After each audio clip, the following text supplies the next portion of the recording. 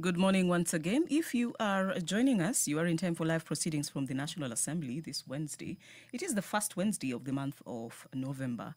It is the 5th day of the month. And in a short while, we shall be listening in and watching as members of the National Assembly execute part of their mandate.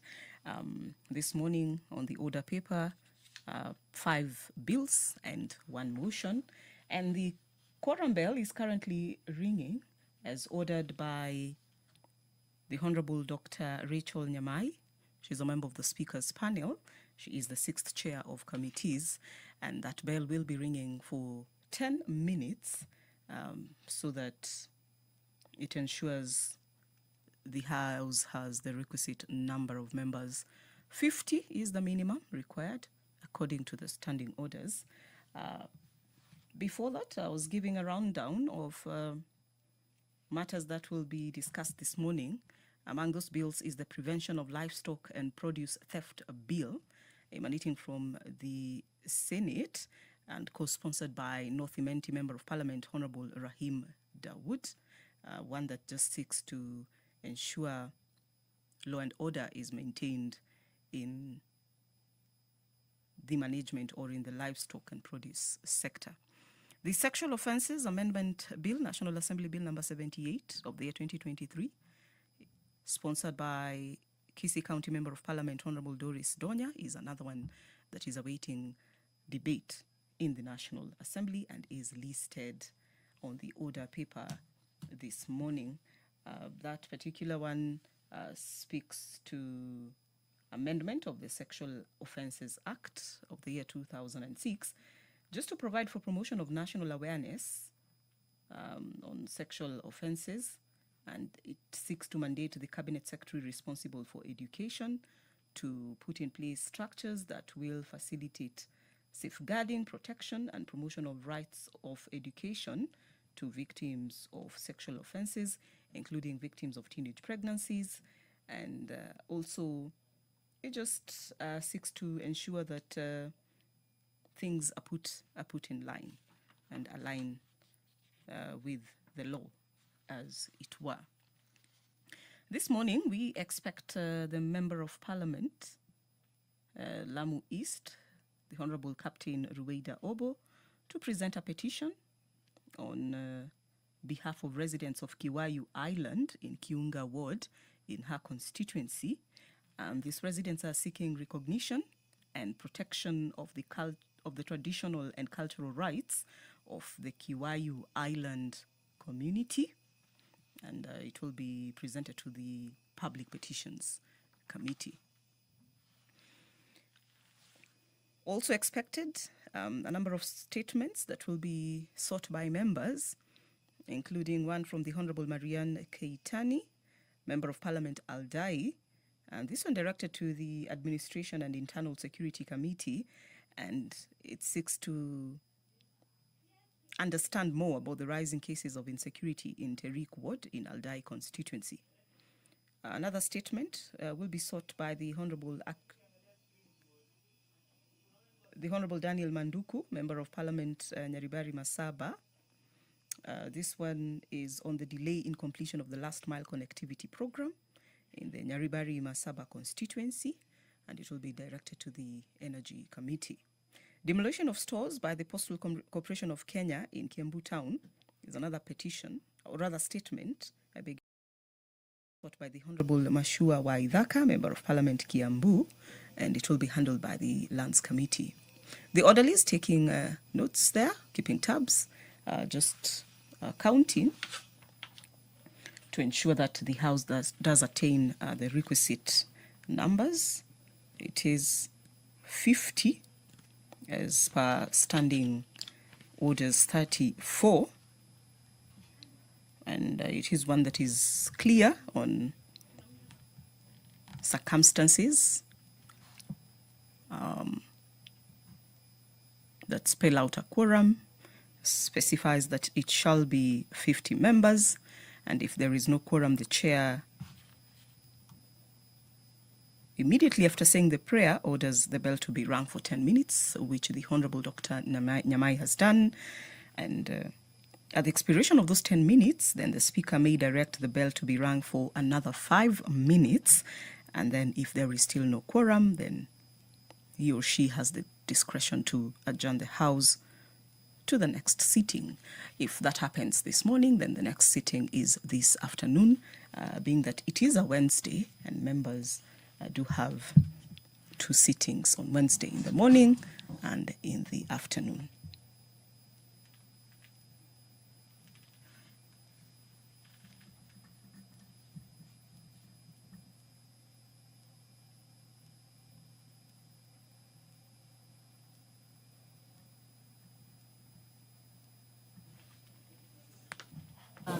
Thank you. Committee of the whole. Yeah, how soon? Just now. So as the bell rings, a brief recap of what was transacted in the House yesterday afternoon. We had introduction of the Public Participation Bill, National Assembly Bill number 44 of the year 2025, co-sponsored by the Honorable Dr. Otiende Amolo and the Honorable Well, it's a bit. Samuel Chekonga. Mani likes to And talk then about it. Millie.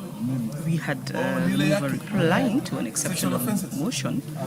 This was tributes of the House following the demise of the Right Honorable Raila Amolo Odinga, the former Prime Minister of Kenya. Members also did consider 10 regulations relating to the petroleum sector.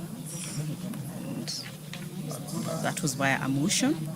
And what remains is for the question to be put. Among those regulations is the petroleum business licensing and petroleum logistics facility construction permit, regulations legal notice number 95 of the year 2025. There is the petroleum licensing of petroleum road transportation business regulations via legal notice number 96 of the year 2025. The petroleum retail dispensing site construction and licensing regulations via legal notice number 100 of the year 2025, and the energy retail facility construction and licensing revocation regulations via legal notice number 103 of the year 2025.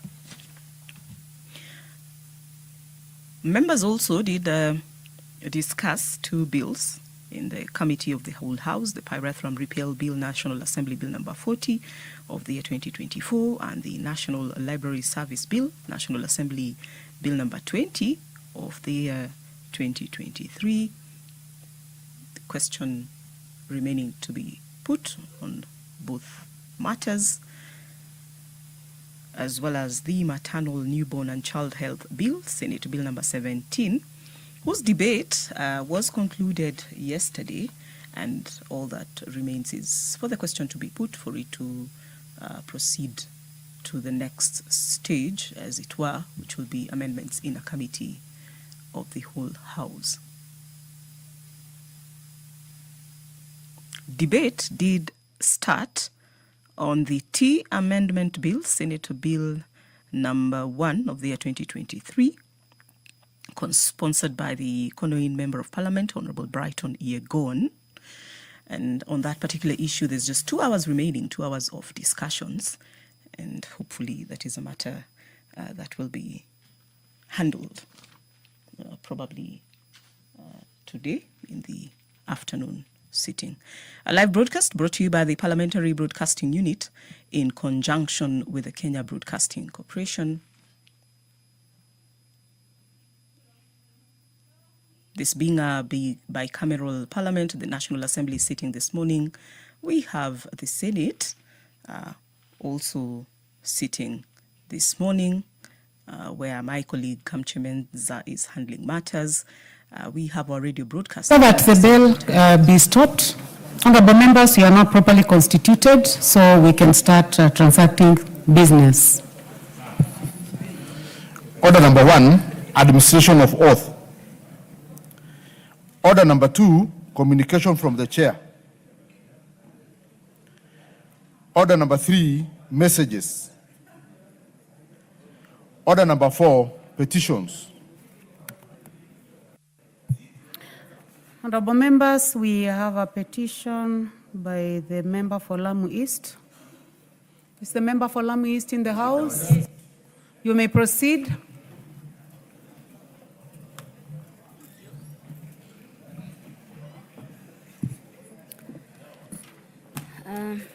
Thank you, Mr. Speaker. I, the undersigned, on behalf of the resident of Kiwayu Island, Kiunga Ward in Lamu East constituency, draw the attention of the House to the following. 1. That Kiwayu Island, located within Kiunga Marine National Reserve, is a central land that has for generations been home to the indigenous community of Lamu East constituency, whose livelihood depend on artisan fishing, mangrove conservation, and sustainable marine resource management. 2, that the community has historically practiced responsible and sustainable environment stewardship, thereby preserving the delicate marine ecosystem and biodiversity of Kiunga Marine National Reserve, a globally recognized conservation area under the Kenya Wildlife Service. 3, that in recent years, private developers have encroached upon the protected marine reserve area, carrying out unauthorized development and commercial activity that contravene conservation law and undermine the right of the local community. 4, that there are reports of fraudulent title deeds and irregular and land allocation purporting to grant private ownership within the marine reserve, despite the area being protected under the Wildlife Conservation and Management Act, the Environmental Management and Coordination Act, and related regulations. That these illegal encroachments have led to marine habitat degradation, loss of coral reef and fish breeding zone, and biodiversity and the community source of livelihood. Correction. And the destruction of mangrove forest, thereby threatening both biodiversity and community source of livelihood. That the activity of a private developer further risk displacing the Kiwayu community, disrupting culture, heritage, site, and community settlement that have existed in harmony with the marine environment for centuries. That the matter raised in this petition is not pending before any court of law, constitutional, or legal body. Therefore, your humble petitioner pray that the National Assembly, through the Public Petition Committee, inquire into all matter raised in the petition and recommend for 1, recognition and protection of traditional and cultural right of the Kiwayu Island community as environmental custodian and stakeholders in the marine conservation. Investigation into encroachment, fraudulent land allocation, and illegal development within Kiunga Marine National Reserve with a view to restore compliance with environmental and conservation law. The immediate revocation of any fraudulent or irregular title deeds or lease issued within the marine reserve and ensure the removal of illegal investors and development from the protected area. Development of community-based co-management framework between the Kenya Wildlife Service, the Ministry of Environment, and the local Kiwayu community to promote sustainable use, protection, and equitable benefit sharing from the marine resource, and measure to be put in place to strengthen marine reserve governance system so as to prevent future encroachment, enhance environmental protection, and uphold the integrity of protected marine ecosystem in Kenya. And your petitioner will ever pray. Represented by me, mwenyewe Captain Rueda, Member of Parliament, Lamu East. Thank you. Thank you very much, Member for Lamu East. That petition is referred to the Departmental Committee on Public Petitions. It is referred to the Public Petitions Committee. Is the chair in the house? Chair Public Petitions?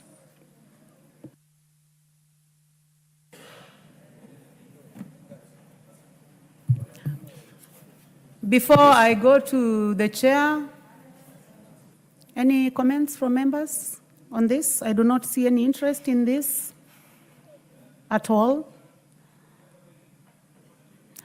So, Honorable Mushangi. Thank you, Madam Speaker. I have heard and listened to the petition, and now that it is properly before the House, I wish to inform the member and the House that we will expedite on it. Thank you, Madam Speaker. Thank you. Next order. Order number 5, papers. Leader of the majority party. Honorable Speaker, I beg to lay the following papers on the table of the House today, Wednesday, November 5th, 2025 morning sitting. The following legal notices, the explanatory memoranda, and accompanying documents from the Ministry of Agriculture and Livestock Development. Legal notice number 167 of 2025 relating to the Sugar General Regulations 2025, and 2, legal notice number 168 of 2025 relating to the Sugar Imports and Exports Regulation 2025. Number 2, annual corporate report for the year 2024-2025 from the Office of the Auditor General. And 3, annual report and financial statement for Kenya Tourism Board for financial year 2023/2024 from the Ministry of Tourism and Wildlife. Number 4, National Government's Constituency Development Fund Board report for the first quarter of 2025-2026 financial year. Number 5, report on the winding up of the Asian Widows and Orphans Pension Fund from the National Treasury. Number 6, reports of the Auditor General and the financial statement for the year ended 30th June 2025 and certificates therein with respect to 1, Danida Primary Health Care PHC Support Program. Number 2, Kenya Citizens and Foreign Nationals Management Services. Number 3, Kenya Local Loans Support Fund, the National Treasury. Number 4, Global Fund Tuberculosis Project number KENT-TNT 4148 Ministry of Health. Number 5, Global Fund Tuberculosis Project number KEN-TNT 2067 Ministry of Health. Number 6, Kenya National Qualification Authority. Number 7, Kenya Education Management Institute. Number 8, Kenya Institute of Special Education. Number 9, National Humanitarian Fund. 10, Intelligence Services Development Fund. 11, University of Eldoret. And 12, Starehe Girls Center. Thank you, Honorable Speaker, and I beg to lay. Thank you very much, Honorable Naomi Wako. Next order. Order number 6, notices of motion. Order number 7, questions and statements. The Honorable Marianne Kitani, is she in the house?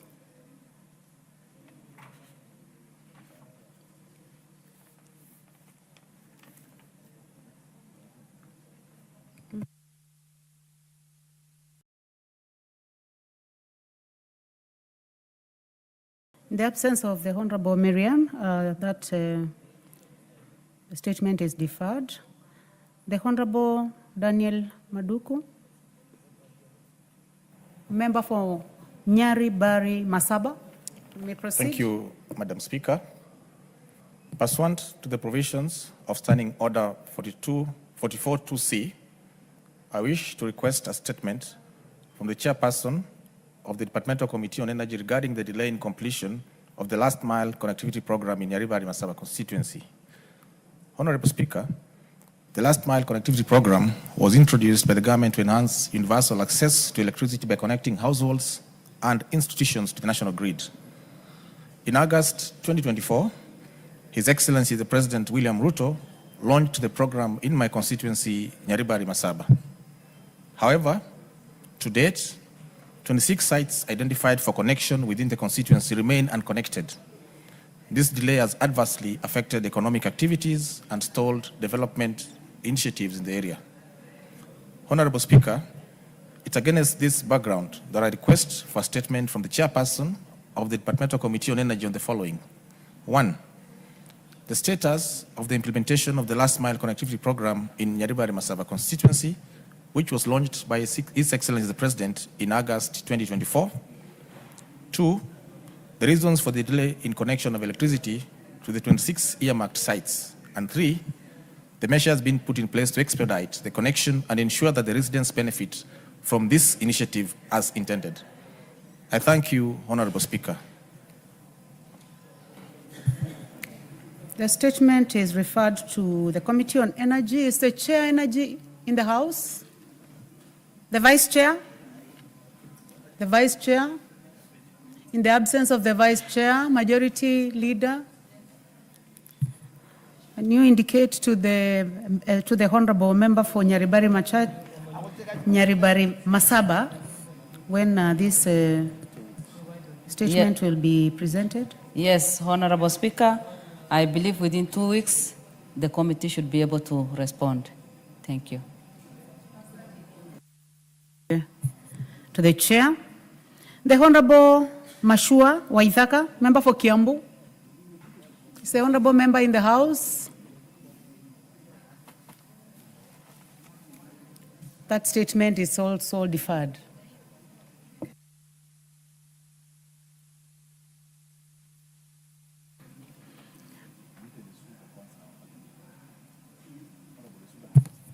Honorable Esuda, you have a statement.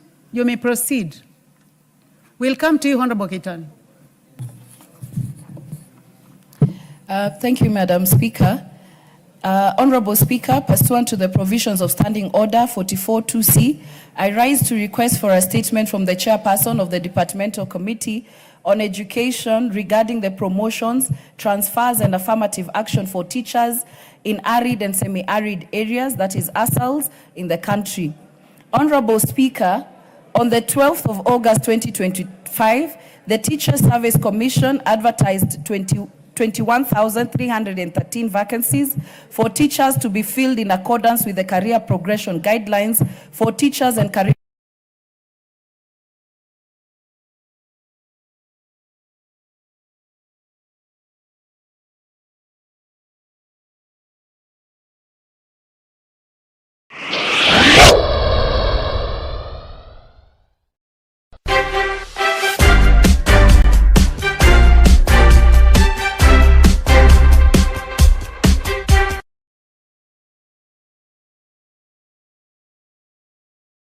marginalized areas. Many are often overlooked in promotions, resulting to stagnation. It is therefore imperative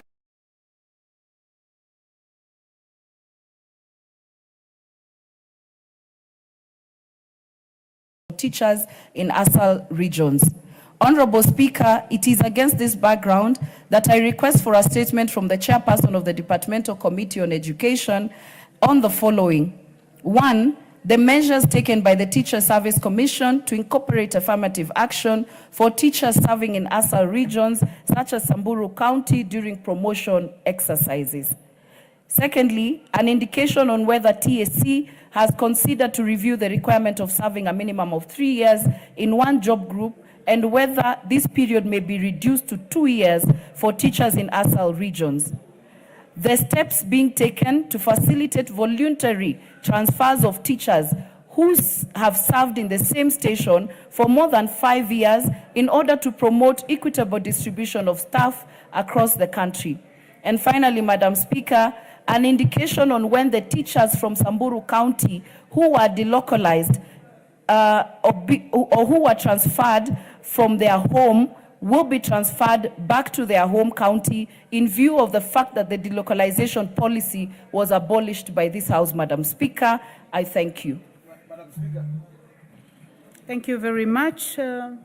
Member for Kilgoris, anything out of order? It's not out of order. I wanted to joyride on that statement because You may proceed. Madam Speaker, coming from an area more or less like the one for Honorable Lesuda, I just wish that when the statement is issued, that they address this issue of promotions very well. In Kilgoris, you will find a situation where teachers have been kept in C1, C2, and they recently only got C4. We want them to head schools. Unfortunately, there is a policy that you have to be in D something for you to be able to be promoted to be a head teacher. This has brought the effect of people who got promotions because their relatives are here in TSC or in the ministry to flood the Kilgoris constituency to the detriment of those people who actually want to be promoted. We want to urge that the indigenous people of Kilgoris should also be given a chance to be promoted, and that the C4s qualify because they are good teachers. After all, they have done so in other places, and they should therefore do it in every place. So we would like the minister to clarify this issue. The original promotions were done badly, and therefore they should make this correction. Thank you, member for... I hope, members, you are not going to debate on this. The joyriders, I see the Honorable Dorothy Kiara.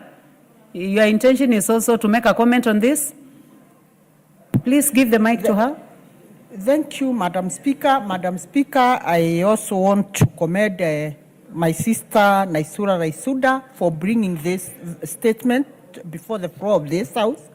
Honorable Speaker, I want to say the issue of promotion of teachers, it is a nationwide concern for our teachers. Those that have stagnated for many, many years should have an opportunity to be considered. Honorable Speaker, we pray that when all this consideration is done, it will be fair and rational so that no teacher deserving will be left behind. Thank you, Honorable Speaker. Thank you very much, the Honorable Dorothy Kiara. Chair, is the chair education in the House so that we get an indication of when this statement will be responded to? The Vice Chair? Any member of the Education Committee? Yes, you may proceed, Professor. Are you a member of that committee?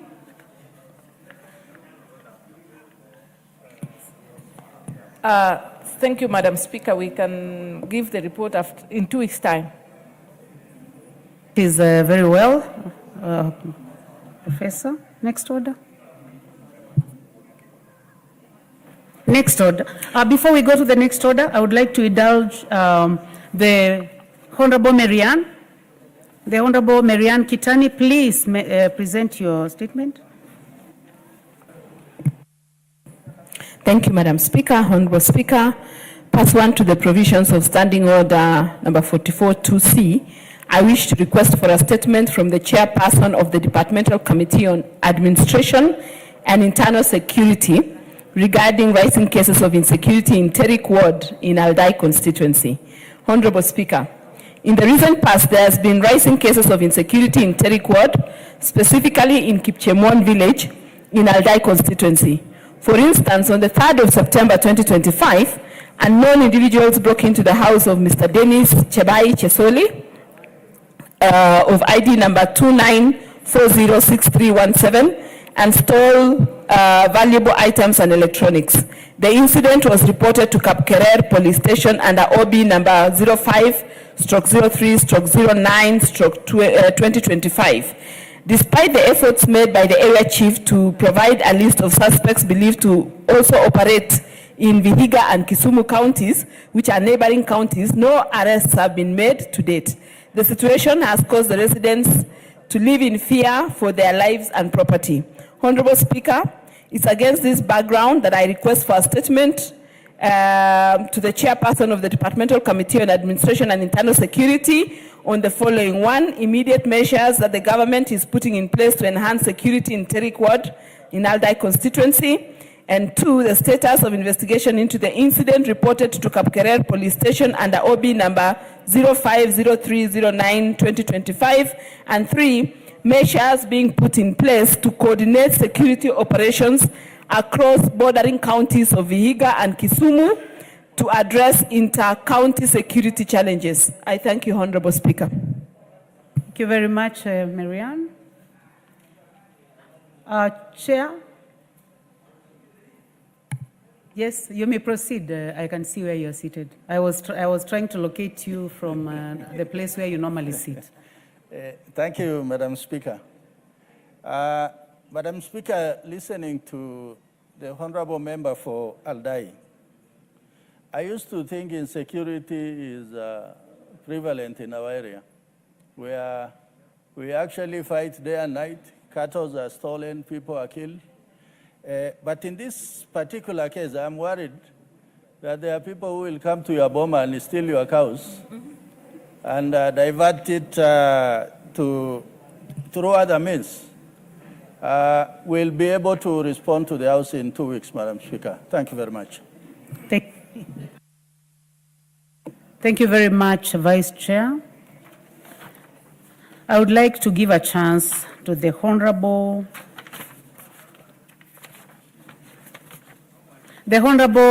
Mashua Waithaka, MP Kiambu. Please proceed. Thank you, Madam Speaker. Honorable Speaker, pursuant to the provisions of Standing Order 44-2C, I rise to request for a statement from the Chairperson of the Departmental Committee on Lands regarding the demolition of stores by the Postal Corporation of Kenya in Kiambu Town. Honorable Speaker, on 10th March 2025, 62 market stores in Kiambu Town were demolished by officers acting on behalf of the Postal Corporation of Kenya, resulting in the destruction of goods belonging to 34 traders. The matter was subsequently reported at Kiambu Police Station under OB number 17/10/03/2025. However, to date, no official report has been provided on the incident, nor has there been any communication regarding compensation to the affected traders. The demolition has left many families in economic hardships, given that some of the affected traders are breadwinners whose livelihoods have depended on operating stores on those premises for years. It's also concerning that the demolition appeared to have been carried out without prior engagement with the traders and a clear or transparent compensation plan in place. Honorable Speaker, it's against this background that I request for a statement from the Chairperson of the Departmental Committee on Lands on the following. A1, a report on the circumstances that led to the demolition of the 62 stores in Kiambu Town by the Postal Corporation of Kenya, including whether any eviction notices or court orders were issued to the traders prior to the demolitions.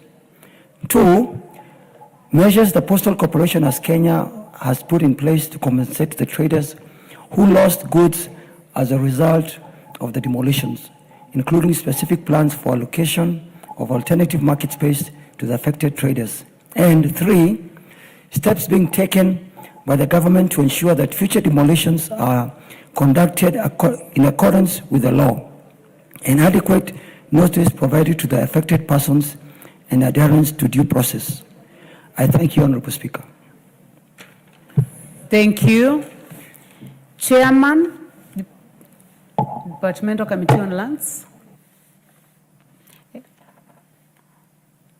The Vice, I cannot see the Vice. Any member of that committee? In the absence of any member, you may proceed on behalf of the majority. Oh yeah, of course I can see one of the members of Lands Committee. Please proceed. Chair, I think that response will be given in 2 weeks' time. Once we've sat down and the chair takes the lead.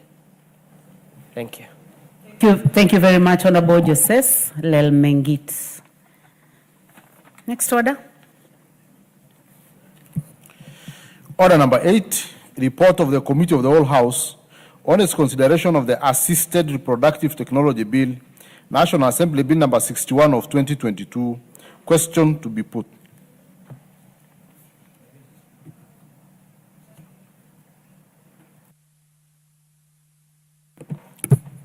Honorable members, I now put the question that the House do agree with the report of the Committee of the Whole House on its consideration of Assisted Production Technology Bill, National Assembly Bill number 61 of 2022, except clauses 2, 8, 14, 27, 30, and 52, and its approval thereof with amendments, and seek leave to sit again. Will as many as have that opinion say aye? Aye. Will as many as have a contrary opinion say nay? The ayes have it. Next order. Order number 9, Committee of the Whole House.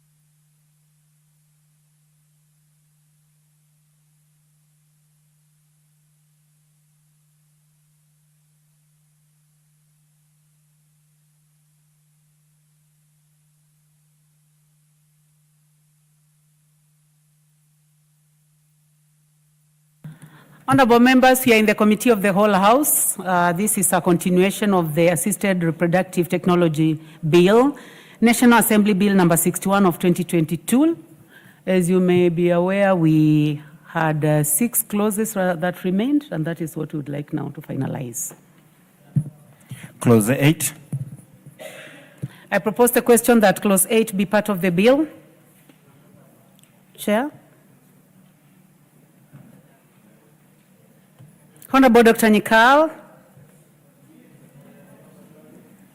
Chair, we propose that the Clause 8 be amended as in the order paper, and the justification of this is that there is need for collaboration between the national government and the county government in access to delivery of assisted reproductive services.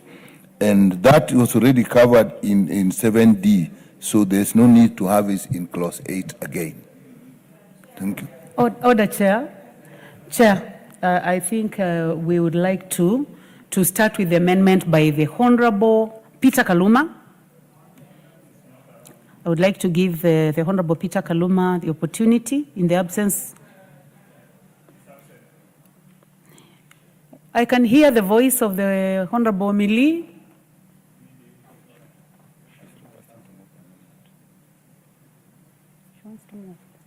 Would you like to move this amendment on behalf of the Honorable Kaluma? Yes, I can, in good faith, even though I don't agree with it. But I can move because I've actually agreed that I move for him. Agree with it, so you don't move the amendment. You have already put on record that you do not agree, so then you... No, I could, Chair, I could actually move and then let the House decide. But I don't agree with the amendment. You do not also have authority? Do you have authority from the Honorable Kaluma?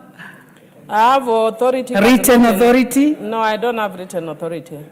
So yeah, send me a text. We know that you are doing this in good faith, but now, I'm sorry, you can't.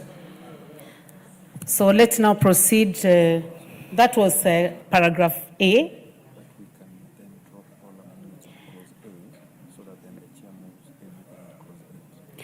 So, honorable members, I'm going to drop everything in Clause 8 and allow, by the Honorable Kaluma, and now allow the Chair to move the amendment. Chair, propose to that clause 8 of the bill be amended as in the order paper. And the justification for that, Chair, is because that same provision for collaboration between the national government and the county government is already in 70. So it's really not necessary. And therefore, we proposing that we delete it. Honorable members, I propose the question that clause 8 be amended as proposed by the chairman. I now put the question that clause 8 be amended as proposed by the chair. Will as many as have that opinion say aye? Will as many as have a contrary opinion say nay? The ayes have it.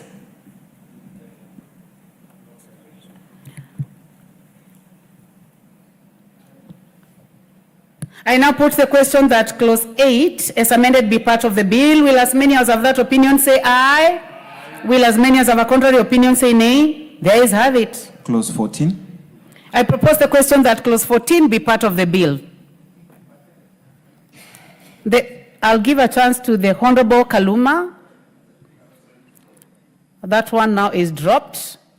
The Honorable Chair, you have an amendment? We propose that clause 14 of the bill be amended as in the order paper, and the justification for this is as in the original bill, it was restrictive. So it is amended to give all persons access to the reproductive technology services subject to certification with a specialized by a doctor with specialized knowledge in assisted reproductive technology. In the other one, it was saying a doctor, and therefore we are making it more specific. Thank you, Chairman. Honorable members, I propose the question that clause 14 be amended as proposed by the Honorable Dr. Nyikal. The Honorable Millie Odhiambo. I just need clarification from Honorable Nyikal. From what I have, unless I have the wrong thing, what he's proposing is to replace medical doctor with an assisted reproductive technology expert. Unless I have an older version. Dr. Nyikal, would you like to clarify? Dr. Pukose, I can hear your voice in case I have very loud. I know you are a gynecologist. gynecologist. More updated as You are not a gynecologist. paper then. You are a surgeon. Yeah, your voice is very loud, so I would like to give you a chance after Dr. Nyikal. It is exactly the same as what Honorable Millie has, and the difference was that in the original bill, we were just talking of a medical doctor, and now we are talking of a doctor with specialized knowledge in assisted reproductive technology. That is basically what we have. Did you give us the justification? The justification. That is the justification? Okay, Dr. Nyikal. Dr. Pukose. Thank you, Chair. Chair, I'm not a gynecologist. I'm a general surgeon. And just want to support the position put by the Chair that we are talking about a specialized doctor, because you see, for somebody to offer assisted reproductive health, that person needs to be a gynecologist. So in other words, we are referring to somebody who is an expert in that field, not just anybody else, because when you leave it open, then anybody else can offer that service. So we want somebody who is qualified to do the job. Thank you. Honorable Millie. Honorable Millie. She's consulting. Thank you, Chair. Chair, I think I get the gist, and I'm okay with the proposed amendment. Thank you. Honorable members, I now put the question that clause 14 be amended as proposed by the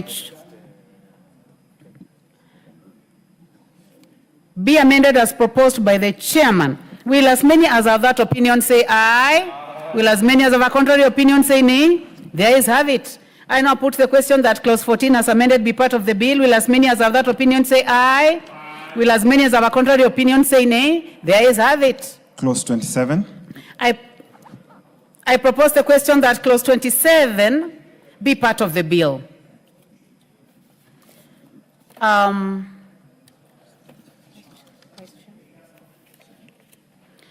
start with the Honorable Chair.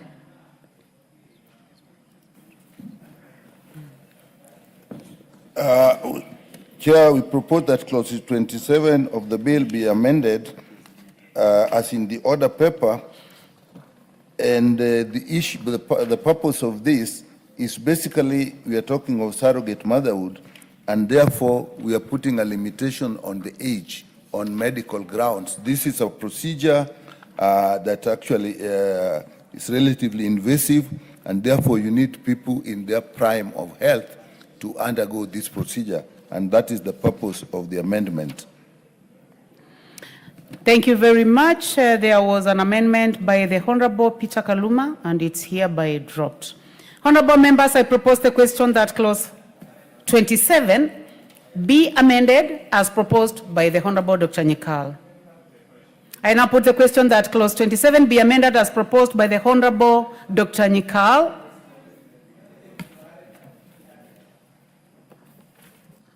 Yes, Honorable Millie, member for Suba North. Thank you, Chair. Chair, whereas I have no problem with the proposed, the substantive parts, I just wish to record that I have a problem with clause 3 that says where the surrogate mother or intended parent has no genetic connection with the child, the surrogate mother shall, subject to a court order, relinquish all parental rights and responsibilities at birth over the child to the intended parents. And the reason I'm saying this, Chair, is because assuming somebody like me wanted to get a child, it therefore means that I'd have to go to court to get an order. And the issue of childlessness is very stigmatizing. I raised it with the committee did not agree with me, but I think I wanted to go on record that I don't agree with the committee on this. There's no reason to stigmatize a woman father when they're already having a problem not having a child. Not everybody is brave like me to come up before people to say I have no child. I know, for instance, at this house, there are many people who are childless, but they can't say in public. Some of them can tell me, but they can't say it in public. I know many people who would speak to me about the issue of childlessness. But now when we subject them to go again to court to get a court order, it's very traumatizing. And I remember, and I want to say that when Honorable Joyce Lay raised the issue here before the House, she broke down and cried. Madam Chair, the only tears we need to be shedding is for Baba, not because we are childless, Madam Chair. I think I wish the committee would drop this, but again, because I know I presented before the committee and they made that decision, I would want to plead with the House that if you could put a question to each of them and hopefully persuade the House to drop this subclause 3. Would you like to make some comments for the comfort of the House? You are the one who is going to do it? No, he'll do it, but I'm also... You may start, no problem. Also contributing, pardon? Yes, you proceed. Yeah, Madam Chair, I very understand the comments of the sentiments of our Chief Whip. But, Madam Speaker, the rationale is this, that if there is no genetical connection between the parent, you and that child, then you have to go through the same process as an adoption. Because then, you know, that is not a normal procedure. So the way we go through adoption procedures in court is why we have to do the same, because there is actually no other connection between you and that child. So you have to look for a legal connection, and the connection can be given to you by court. Honorable Millie, who would you like to inform? I wanted to inform the member on the floor. Well, it depends on whether you would like to be informed. Member for Kilgoris, would you like to be informed by the Honorable Millie Odhiambo? Or if I'm still on the floor, maybe I can take the comments and then I can continue. Okay. He has already taken. Can I inform him since he has agreed?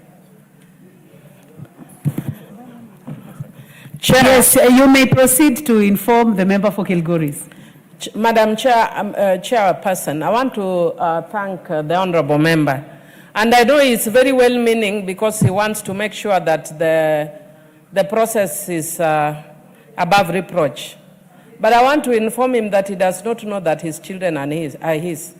And yet he has not gone to court to get an order. A lot of things we do by faith. So I don't know why then there's a category that we are forcing to go to court.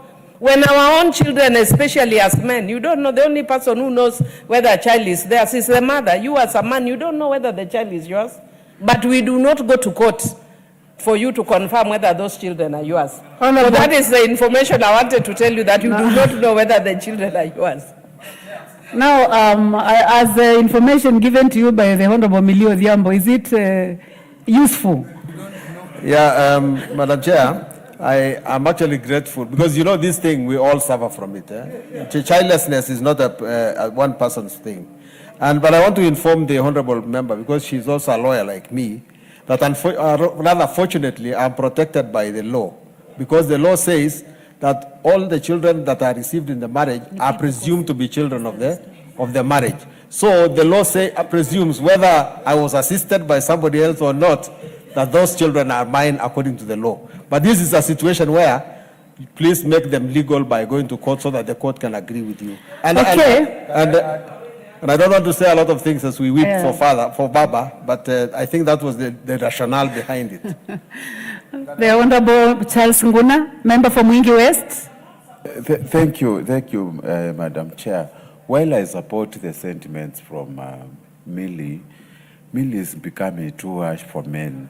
You cannot just come and tell us we don't know whether the children we are siring, they are from our genetic composition. So, Madam Chair, I guide you to force Millie to withdraw her sentiments, because they are very harsh on parents, especially those who are very sensitive on this issue. No. Millie is at liberty to debate whichever way she chooses to debate in this house. And you know that she has more experience than I believe everyone who is seated in this house today. So, and she has a freedom of speech. This is a house of debate, but we also take your comments, Honorable Charles Ngusi Anguna. The Honorable Dr. Pukose. Dr. Pukose, member for Endebess. Chair, I just wanted to support the position taken by the chair that we know the Honorable Millie appeared before our committee, and this is something that was exhaustively discussed. And the position of the committee is as per the amendment that has been presented by Dr. Nyikal. And therefore, I think, Chair, you can just put the question so that we dispense with this matter. Thank you, honorable members. I now propose the question that clause 14. I now put the question that clause 27 be amended as proposed by the Honorable Dr. Nyikal. Will as many as have that opinion say aye? Will as many as have a contrary opinion say nay? The ayes have it. I now put the question that clause 27 as amended be part of the bill. Will as many as have that opinion say aye? Aye. Will as many as have a contrary opinion say nay? The ayes have it. What is out of order, Honorable Millie? Thank you, Chair. Madam Chair, you've been overtaken by events, but I just want to say, even for purposes of all for the next things, that I'd actually indicated that I agree. And Honorable Pukose is actually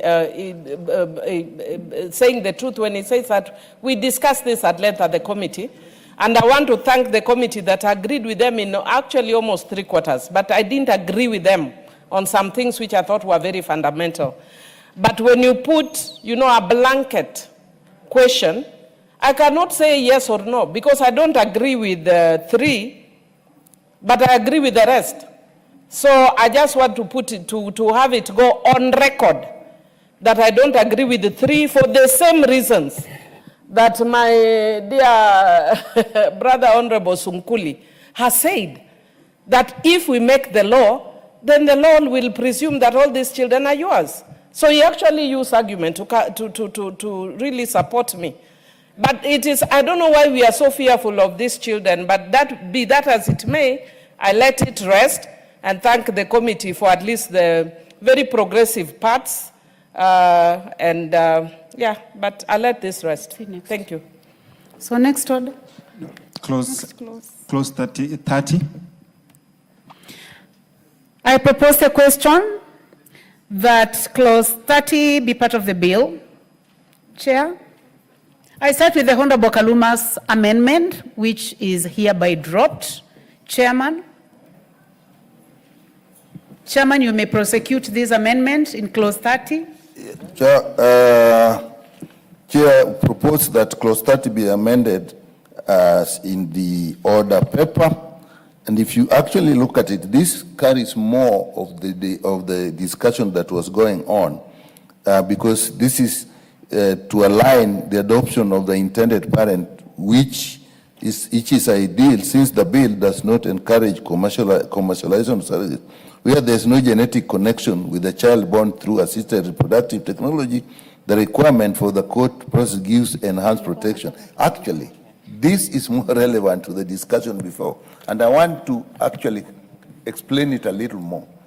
In assisted reproductive technology, when you use the gametes, that is the sperm and the ovum, it is possible that the ovum may come from one of the intended parents, or the egg may come from one of the intended parents. And so, when you then get the child has a genetic connection to one of them. But you can also have a situation where both the ovum and the sperm come from different persons and then put in a surrogate mother or that mother. In that case, the baby has no connection with the both intended parents. And that is what was bringing that in that case, it's more protective to have a court, therefore, giving consent and like an adoption. And that is actually the logic. And Honorable Millie was also right that then you bring a process which was not there. But the committee felt, and still I think the committee feels, that where there is no connection at all, genetic connection, there is need to put further protection. And that is the essence of that amendment. I now propose the question that clause 30 be amended as proposed by the Honorable Dr. Nyikal. Any interest in this? Would you like to make comments on this, or is anything out of order? The Honorable CNN. Chair, I am just on point of order. I would like to be explained why are Kaluma's amendments being dropped? And he never consented. Actually, he was to appoint me to represent him in these amendments, but I think he lost my contacts. The Honorable Kaluma is not in the House today. The House is aware where he is actually today, and he didn't authorize anyone in writing to move these amendments on his behalf. So that is the reason. That is how it is done in this House, Honorable CNN. Honorable Millie Odhiambo. Thank you. I just wanted to comment, but before I comment, I want to tell Honorable CNN that we have actually had different engagements, even postponed because of Honorable Kaluma, because we've engaged at length on this issue. Today, he had actually said, because he's in Homa Bay, he's not able to come today, but he's texted me. I've tried to move his amendments even where I don't agree with, but I have not been allowed procedurally. So you are just as well-intentioned as I am, because you realize the way we've been moving, even the committee, we've sat with them. There are some they agree with me. There are some they don't agree with me. But legislation has to go on whether we agree or not. In the same way with the Honorable Kaluma, you cannot get 100% agreement. Madam Chair, I just wanted to indicate that, again, in the same manner, I agree with a lot of the issues that are proposed in clause 30, including, for instance, the issue of where you have congenital abnormalities, all the children born out of pregnancy shall be children of the intended parent, so that you don't have people refusing children that because, these children are not born, like perfect children, then we cannot accept them. Once you go through assisted reproduction, the child becomes yours. Again, the only other challenge that I face, which I don't agree with, is the issue of the genetic link. And for me, I think it is an issue of discrimination, that if somebody has had a baby, that you'd want to differentiate between genetic link and non-genetic link. And I've given you the perfect example. There are a lot of us men here, by faith, have children who we think are ours, but we don't know. I know CNN is worried and saying that I'm hard on men. I'm not hard on men. Maybe I'm actually hard on women. I'm calling on our women that please make sure that our children have the genetic makeup of our husbands. But that is not the reality in the world we are living. We have children who have the genetic makeup of our husbands. We also have others who don't have the genetic makeup of our husbands. It's the reality. But we accept them by faith, and the law also accepts them by faith. So why are we making this distinction when it's assisted reproduction? And I know the committee, even though this is the first time, but should this come in the future again before your committee, please have a more progressive mind for the sake of the child, even if not for the sake of the woman or the intended parents, for the sake of the child, so that you are not advertising the child out there. Millie. You are not advertising the child out Honorable there. Millie Odhiambo, did you say that we have children who have a genetic connection with our pastors? With our pastors? Yes. No, I did not say with our pastors, but it is a fact. It is also a reality. In fact, Chair, there is one of the things that I want to actually raise before this House, that as a person who is a Christian, I am very concerned at some of the practices I see in some of the churches, where pastors are praying and touching women's breasts and touching women's buttocks. We are still on earth, and you touch a woman's breast, what you are creating is excitement. You are not creating a spiritual surge. It is sexual surge. There is no spiritual surge in such instance. Stop touching women's breasts and buttocks during prayers. There is nothing spiritual about that. Keep distance. The spirit will work between you and the woman with the distance.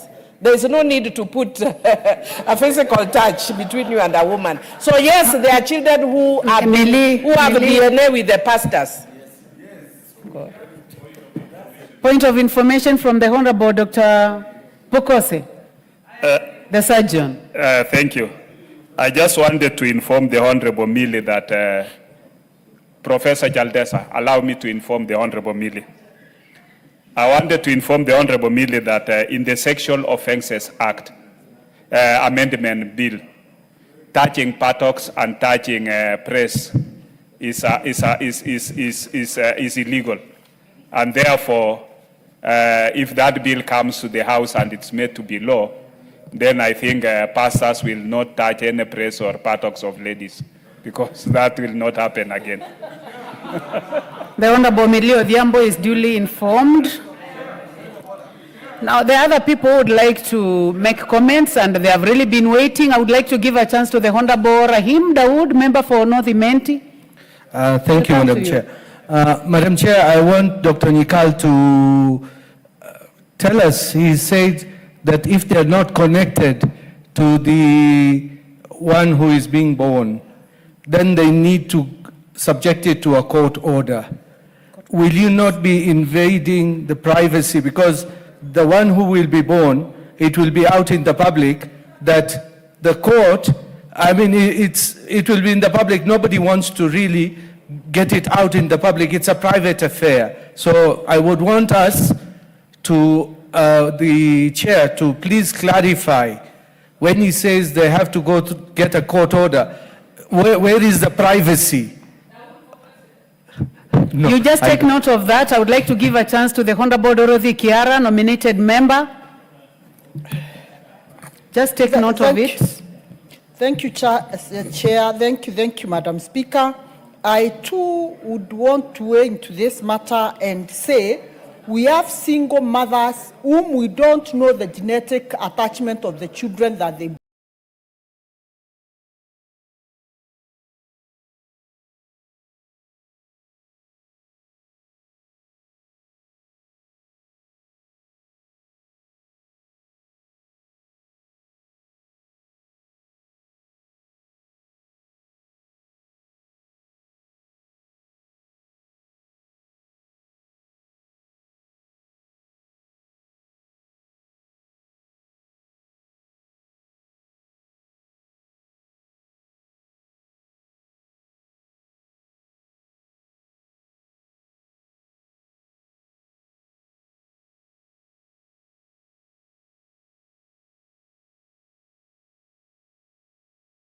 bring up.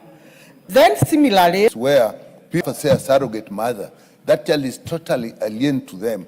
And there is even fear that people can actually raise such children for purposes that are not really proper. That is why there's need for further protection. And as Honorable Millie said earlier, we see, if you look at further down, you even find that there is even fear that should these children be deformed at birth, then the chances that nobody is connected to them. That's how that bill, that amendment, therefore protects them. The fact that this will be in court, even before surrogacy, there is actually a legal process where you actually have agreements which go through that. And even in adoption, normally, this will go through courts. So by the time people make this decision, all the issues of privacy, to some extent, they have considered them and they have looked at them. But what is important, remember that 20 years later, this is and if this protection were not put in place, then there's no genetic link, then these people are at risk. So you must look at the issue of privacy when the child is being born, and also the welfare of the child later on when they are an adult on their own. And that is the need for this protection. That's good. Professor Jaldesa, or you are there to give moral support to Dr. Nikal? Yeah, because you are standing there and actually sharing the notes. Honorable members, I now put the question. Yes, member for Kilgoris, make it quick, please. Sorry, I just had a point of order because just to put the record straight about this issue of about having children within that are not yours during the marriage. They are not there by faith, but by law, because there is a presumption of law. I just wanted that correction. The law says so, that they are your children. So it's not by faith. Okay. Point noted. Honorable members, I now put the question that clause 30 be amended as proposed by the Honorable Dr. Nikal. Will as many as have that opinion say aye? Will as many as have a contrary opinion say nay? The ayes have it. I now put the question that clause 30 as amended be part of the bill. Will as many as have that opinion say aye? Will as many as have a contrary opinion say nay? The ayes have it. Clause 52. I propose the question that clause 52 be part of the bill. The first opportunity is to the Honorable Peter Kaluma, and it is hereby dropped. Chair, you may proceed. Chair, we propose that the clause 52 of the bill be amended as in the order paper, and this was actually relating to the authority given to the Cabinet Secretary to make regulations, and therefore clarifications were being made. And in A, when we talk of embryos planted in a womb, and therefore substituting the word transferred to, that's a much better word than the word being planted. And informed consent is basically, if you just say consent, it is better to add the word informed. And then the justification for embryos created from gametes, that is actually a technical issue that is being corrected. And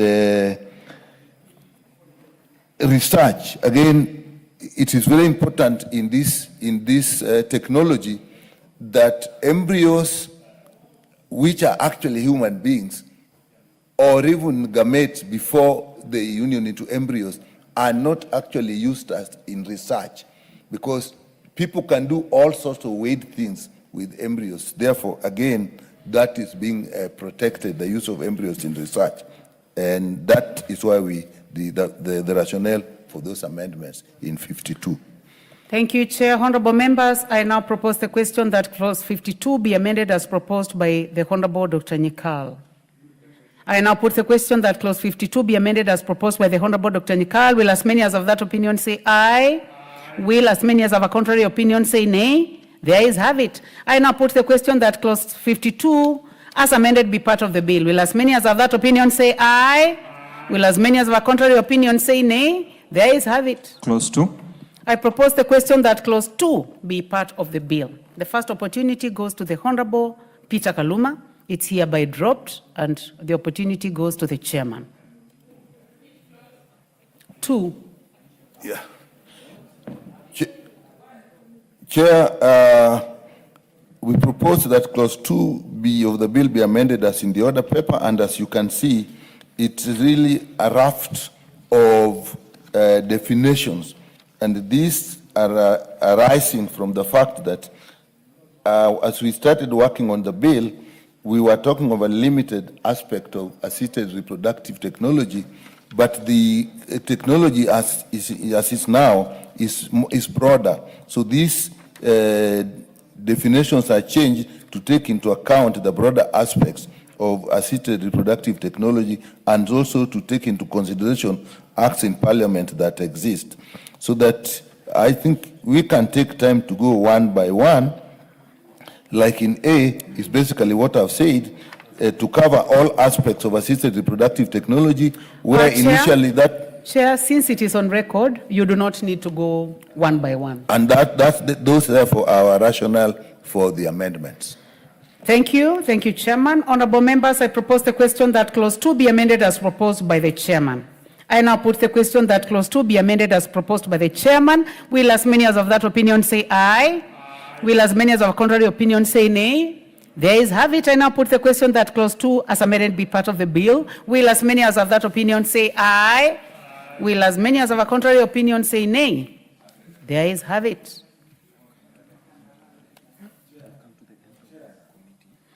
Honorable members, you have anything out of order, Honorable CNN? I've got an issue with this clause. Chair, I know couple means male and female. Charles Ngusi Angona? The definitions, clause 2, the one we've just... Unfortunately, it's overtaken by events already. It's already overtaken. Sorry about that. Honorable members, we have come to the end of this bill, a very important bill. I would like to congratulate all of you who participated.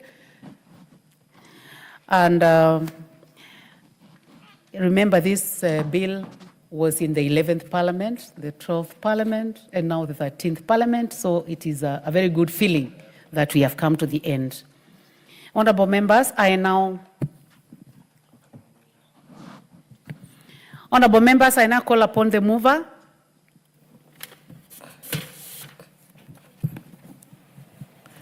Madam Chair, did we look at the title? We did earlier. It was already done last time. Okay, thank you. Honorable Chairperson, I beg to move that the committee do report to the House's consideration of Assisted Reproductive Technology Bill, National Assembly Bill number 61 of 2022, and its approval thereof with amendments. Thank you. Honorable members, I put the question, which is that the committee do report to the House its consideration of the Assisted Reproduction Bill, National Assembly Bill number 61 of 2022, and its approval thereof with amendments. As many as have that opinion say aye. Aye. As many as are contrary opinion say nay. There is have it. Honorable members, Mr. Speaker.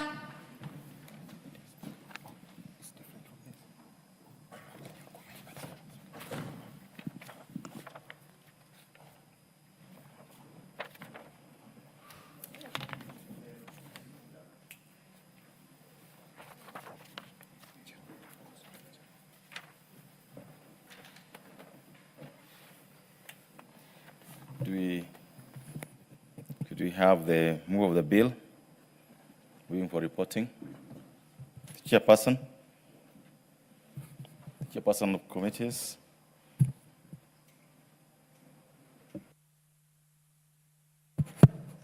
Thank you. Honorable Speaker, I beg to report that the House, I take that again, Honorable Speaker.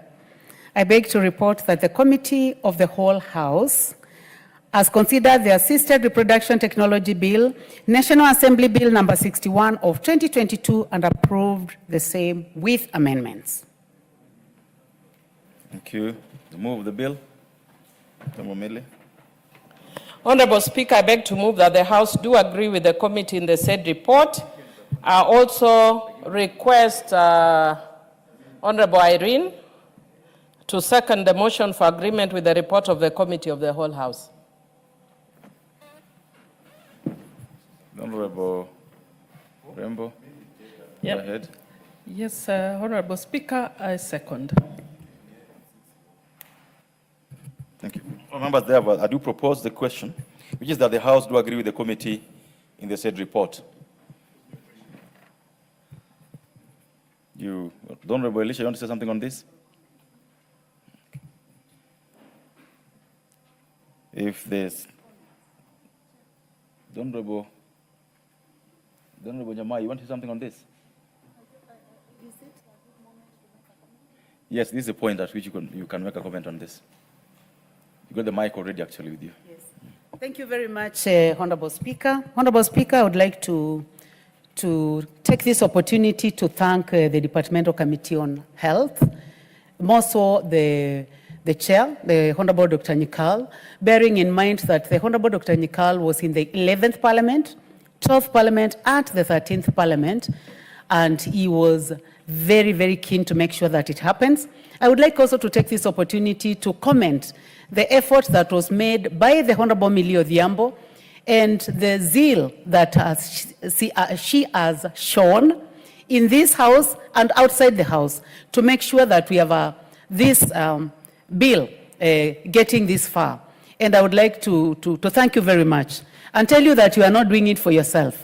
You are doing it for this House. You are doing it for so many women out there, some who do not even have a voice, who have been looking forward and waiting to have assisted reproduction being done legally in this country. I would also like to thank the Honorable Kaluma in absentia. He also did a lot of work, and he also, as religious as he is, and as much as he had done so much research, he was willing to give and take and interact with the people in the profession, people like Dr. Nyikal, people like the Honorable Jaldesa, people have a lot of interest like member for Kilgoris, and so many other members seated in this House.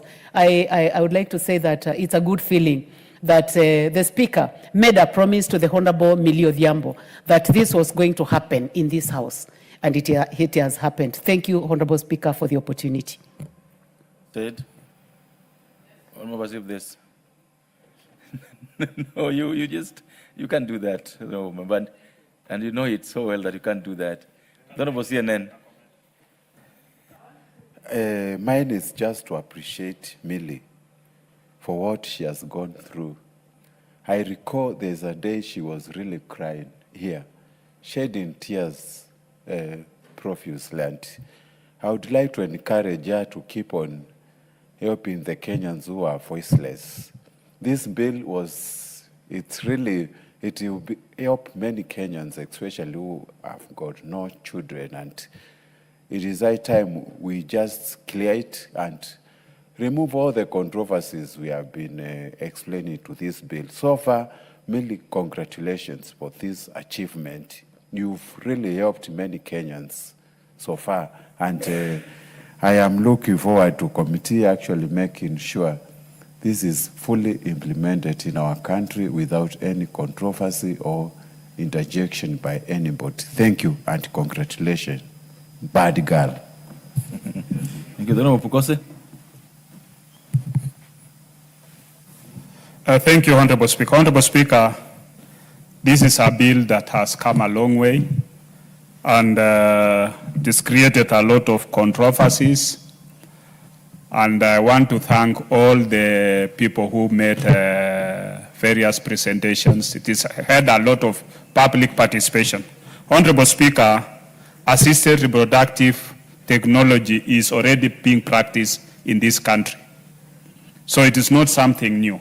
The only thing is that what we've done is, as a committee, is to create a framework, the legal basis for which that should be practiced. We have other practices, medical practices that are ongoing in the country.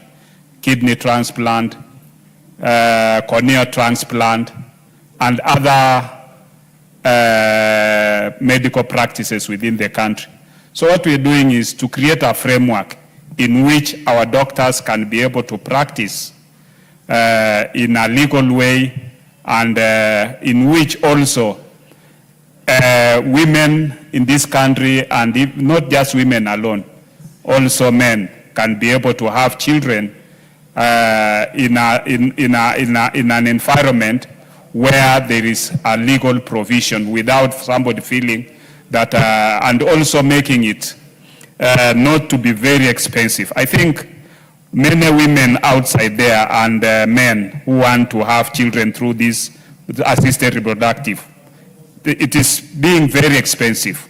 And therefore, I think even the national referral hospitals, the national government, the county governments should be able to put in place services that can offer this service, institutions that can offer this service at an affordable. And we are hoping that even the share shift coverage should also now be amended to give coverage for this service so that our Kenyans can be able to have children without any obstruction, without any financial constraints. Thank you, Honorable Speaker.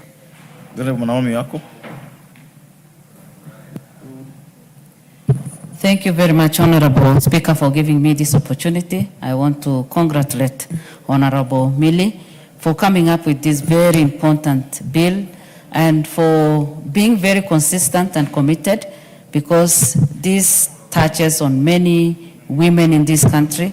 And we know very well many African women have even lost their marriage because they cannot give birth to a child.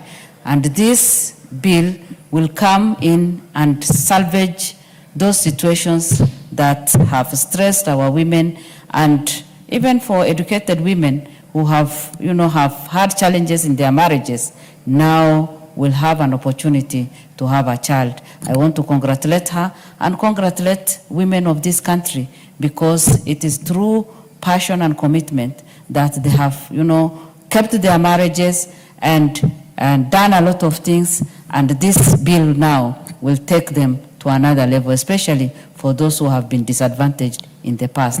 Congratulations, Honorable Millie. Thank you. Honorable Jamatia. The Honorable Member for Game. What's out of order? Go ahead. Thank you, Mr. Speaker. Sir, I've noticed there's a member who walked in. I don't know whether he's putting on a blanket, and I don't know whether that is parliamentary. The Honorable DK. Yes. What he's putting on top, is it a blanket or a... Just check, Mr. Speaker. I'm not sure that is parliamentary. Who is the Honorable? Because where is the Honorable DK? If you come to the house, you must dress properly. The Honorable DK, are you wearing a blanket?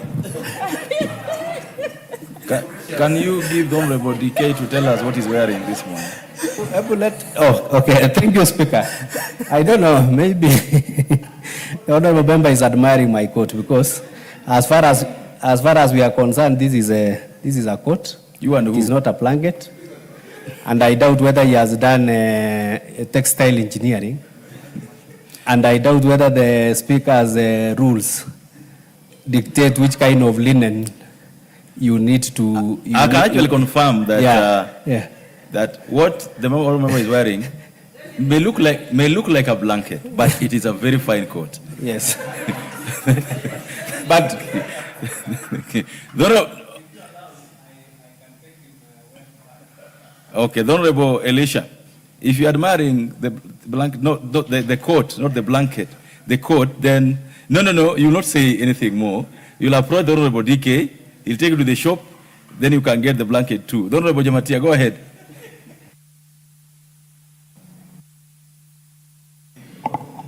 Thank you so much, Mr. Speaker. I also want to take this opportunity to congratulate my sister, Honorable Millie, the bad girl, for this very important bill that is before us today.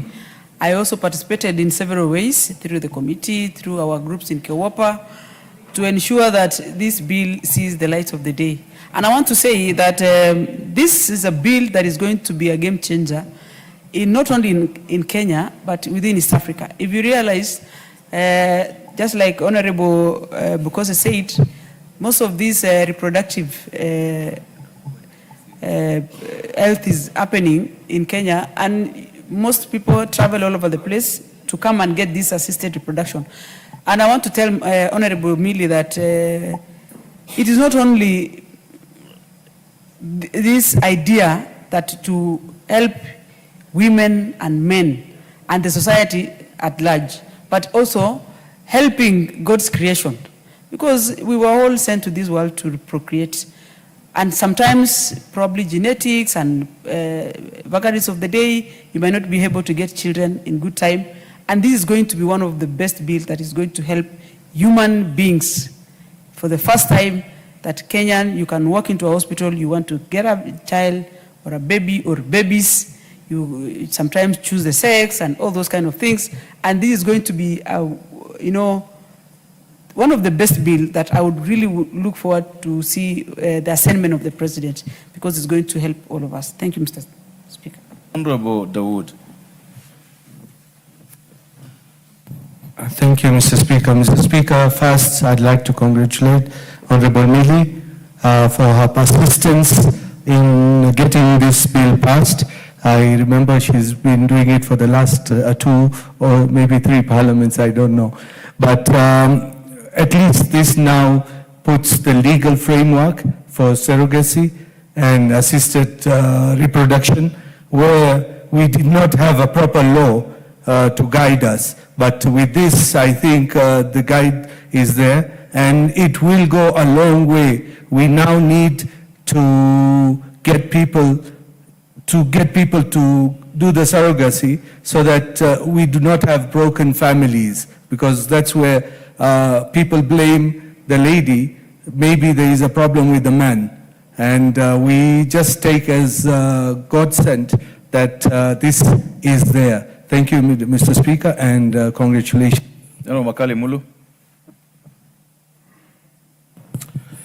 Thank you, Honorable Speaker. Honorable Speaker, I want to take this opportunity to thank you for this opportunity.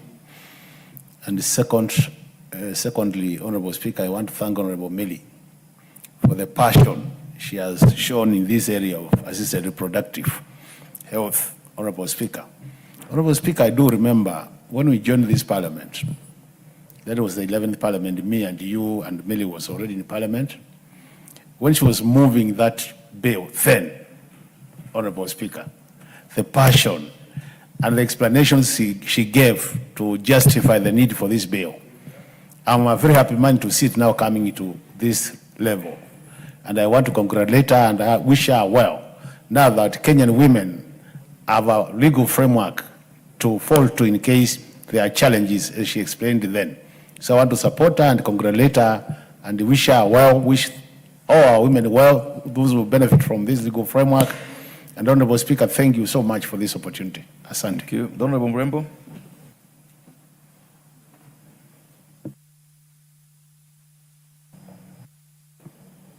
Thank you, Honorable Speaker. I want to congratulate our colleague, Honorable Millie Odhiambo, for the good work and the patience since the 11th, the 12th, and now the 13th Parliament for pushing this bill. I also want to congratulate the Chair and the Health Committee members for having come up with a very important bill that many women have been struggling with. I've come across so many issues with regard to women not being able to give birth, and I want to thank Honorable Millie for this. Even other women not being able to carry full-term fetus, and I want to congratulate Millie for this. We know there are so many families that have broken down, so many marriages that have ended because of lack of children. And I want to say, may the Lord always bless you, Millie. Keep on pushing, even to fight for women. You do not know what you have done to women in this country. Thank you very much.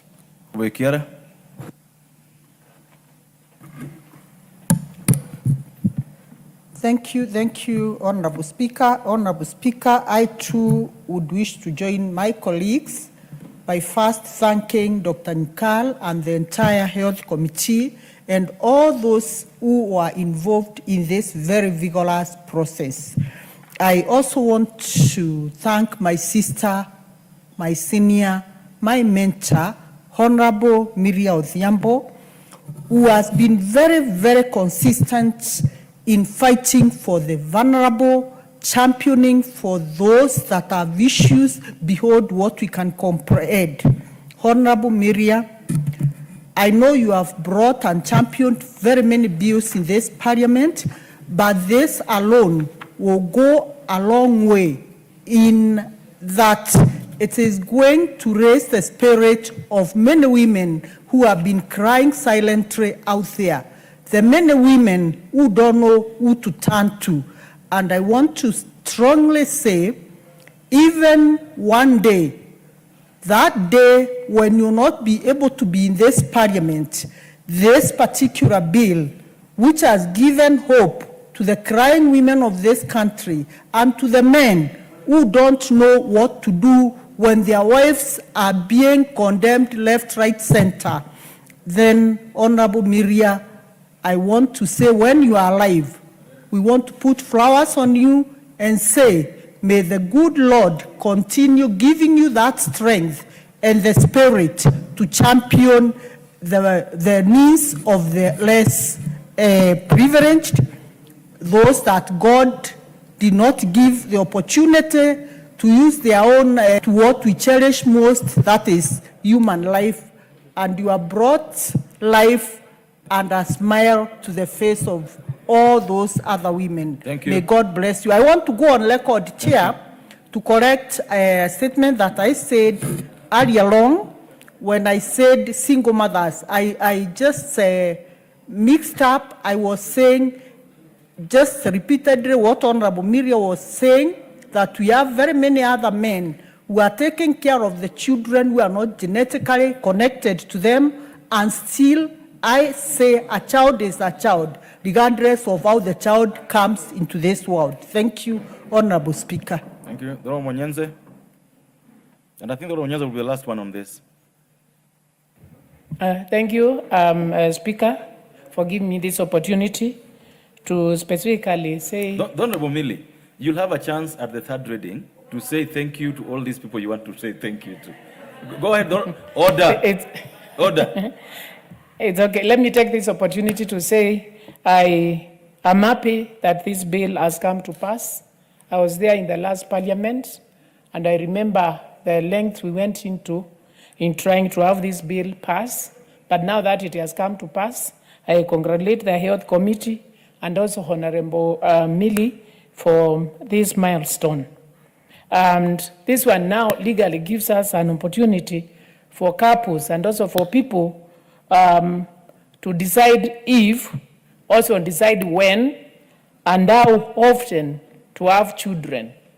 This gives an opportunity to even solve some of the gender-based violence issues in the families, and because this problem this reproductive problem has brought so many issues to couples, and this comes about because of the many complications which come along with the reproduction. So now that we will not be having orthodox means of trying to get children, of trying to abort the unwanted children, because now we have a legal document, I now say congratulations and well done, and this will sort a lot of problems. Thank you, Mr. Speaker. I thought you have said enough on this, really. Go ahead. Go ahead. Thank you, Mr. Speaker. Let me start by appreciating the persistence and the hard work of Honorable Millie. When I came in the 11th Parliament, I remember many meetings we had with her, with the technical people, doctors, specialists in all areas, even outside Parliament. And this has come to pass. I also want to appreciate Honorable Kaluma, who actually took a very hard stand and drew to our attention many issues. Because this bill, we are moving very close from procreation to creation. And it is beset with many areas where abuse can occur. And therefore, the many amendments that have come through is to actually address moral issues, ethical issues, research issues, even religious issues that were actually raised. So I think this is going to be a relatively progressive but also safe bill in the area that it is touching on human procreation. I thank you, Mr. Speaker. Thank you. Honorable Mayaka. Thank you very much, Honorable Speaker, for this opportunity to also give my support for this particular bill. And Honorable Speaker, I just want to thank our leader, the Honorable Millie, who is also a mentor to many of us, for this bill. I know she has really passionately campaigned and pushed for it for a very long time, and to thank the Health Committee also for their support.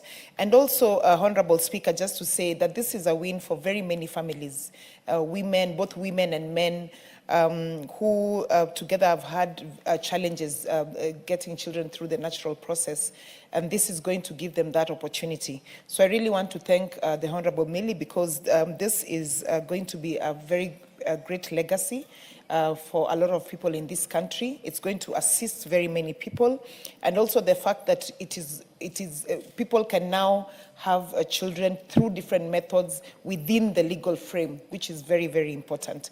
So with those very few remarks, I want to give my support for this and to thank everyone for supporting it. I thank you. Thank you. Member for RUTO'S. Thank you, Mr. Speaker. Mr. Speaker, from the onset, allow me to congratulate the Honorable Millie. I have interacted with Honorable Millie as an activist, as a nominated MP, and as an elected MP. And I think one thing that comes to my mind whenever I see her is her persistence, consistency, and determination actually to achieve issues that she flags as her priority. And I think this is supposed to be the hallmark of any politician or any human being. Mr. Speaker, I have had the privilege of going through sections of the bill, but I think the issues that come, I am a practicing Muslim. There are certain fundamental things that has been in the offing all over, that contradicts the Quran, that negates the constitutional provisions, and that's often against the African society. What this bill attempts to do is to provide a platform legally, because we live in a very diverse, very democratic society, to allow a platform which will not contradict the basic human right, which will not contradict some of the critical teachings of the different scriptures, which will also not negate and make Kenya a pariah state where you can come and do anything in the name of reproductive health. Mr. Speaker, therefore, I want to say thank you. Once this bill is passed, and I'm sure this is the first stage, and through the public participation, Mr. Speaker, I'm sure critical other components will be added to this, and that will enrich the bill. And I'm sure Millie will be open to critical amendments that will enhance, that will also... So the honorable member for RUTO'S, we are past that stage now. We've just finished the committee of the whole House, so the bill is basically... Okay. So I was just saying this is, it's the first stage, it's very good, we support it, go ahead, and if for whatever reason, once this is done, you feel there is need again to include further inclusions, because bills are supposed to be, the passage of bill actually is supposed to be very dynamic. I'm sure you will not hesitate in bringing further amendments to enrich this, to improve in this. Otherwise, I say thank you, and I hope and pray that we will have many members of parliament like Millie who will pick on issues, who will pursue those issues, and make sure those issues become part and parcel of the civic society of the Republic of Kenya. Thank you, Mr. Speaker. I support this. Thank you. I also join members because I've been here since 2013, and this has taken a while. And it feels nice sitting here knowing that we've moved so far, especially with this particular bill. And Millie, thank you so much for persistence. Members, for obvious reasons, I will not put the question, but I'm sure next time we have the bill up, a decision on it will be made either way.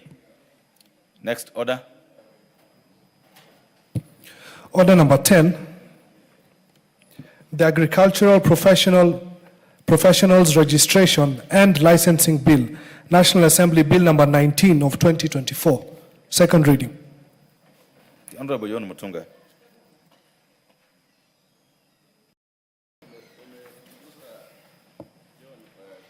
Thank you, Honourable Speaker. Honourable Speaker, I stand to move the Agricultural Professionals Registration and Licensing Bill, National Assembly Bill number 19 of 2024.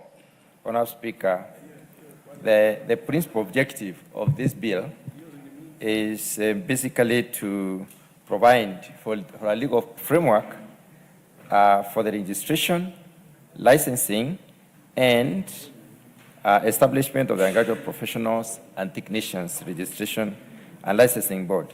Now, Honourable Speaker, we have moved from the board, During the third reading, we will bring the amendments, which have made sure that this bill is not going to be a money bill.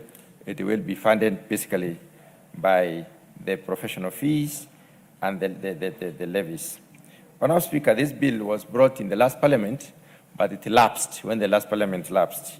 This is a resuscitation of the bill in view of the fact that agriculture is a very important sector, and therefore we need to focus a lot more on how to do agriculture better. Honourable Speaker, Agricultural Professionals and Licensing Bill 2024 seeks basically to provide that legal framework. The bill will aim at bringing forward the professional standards, promoting ethical practice, as well as strengthening accountability in the agricultural sector. Honourable Speaker, the committee did consider this bill and worked on the many issues, and the report is available.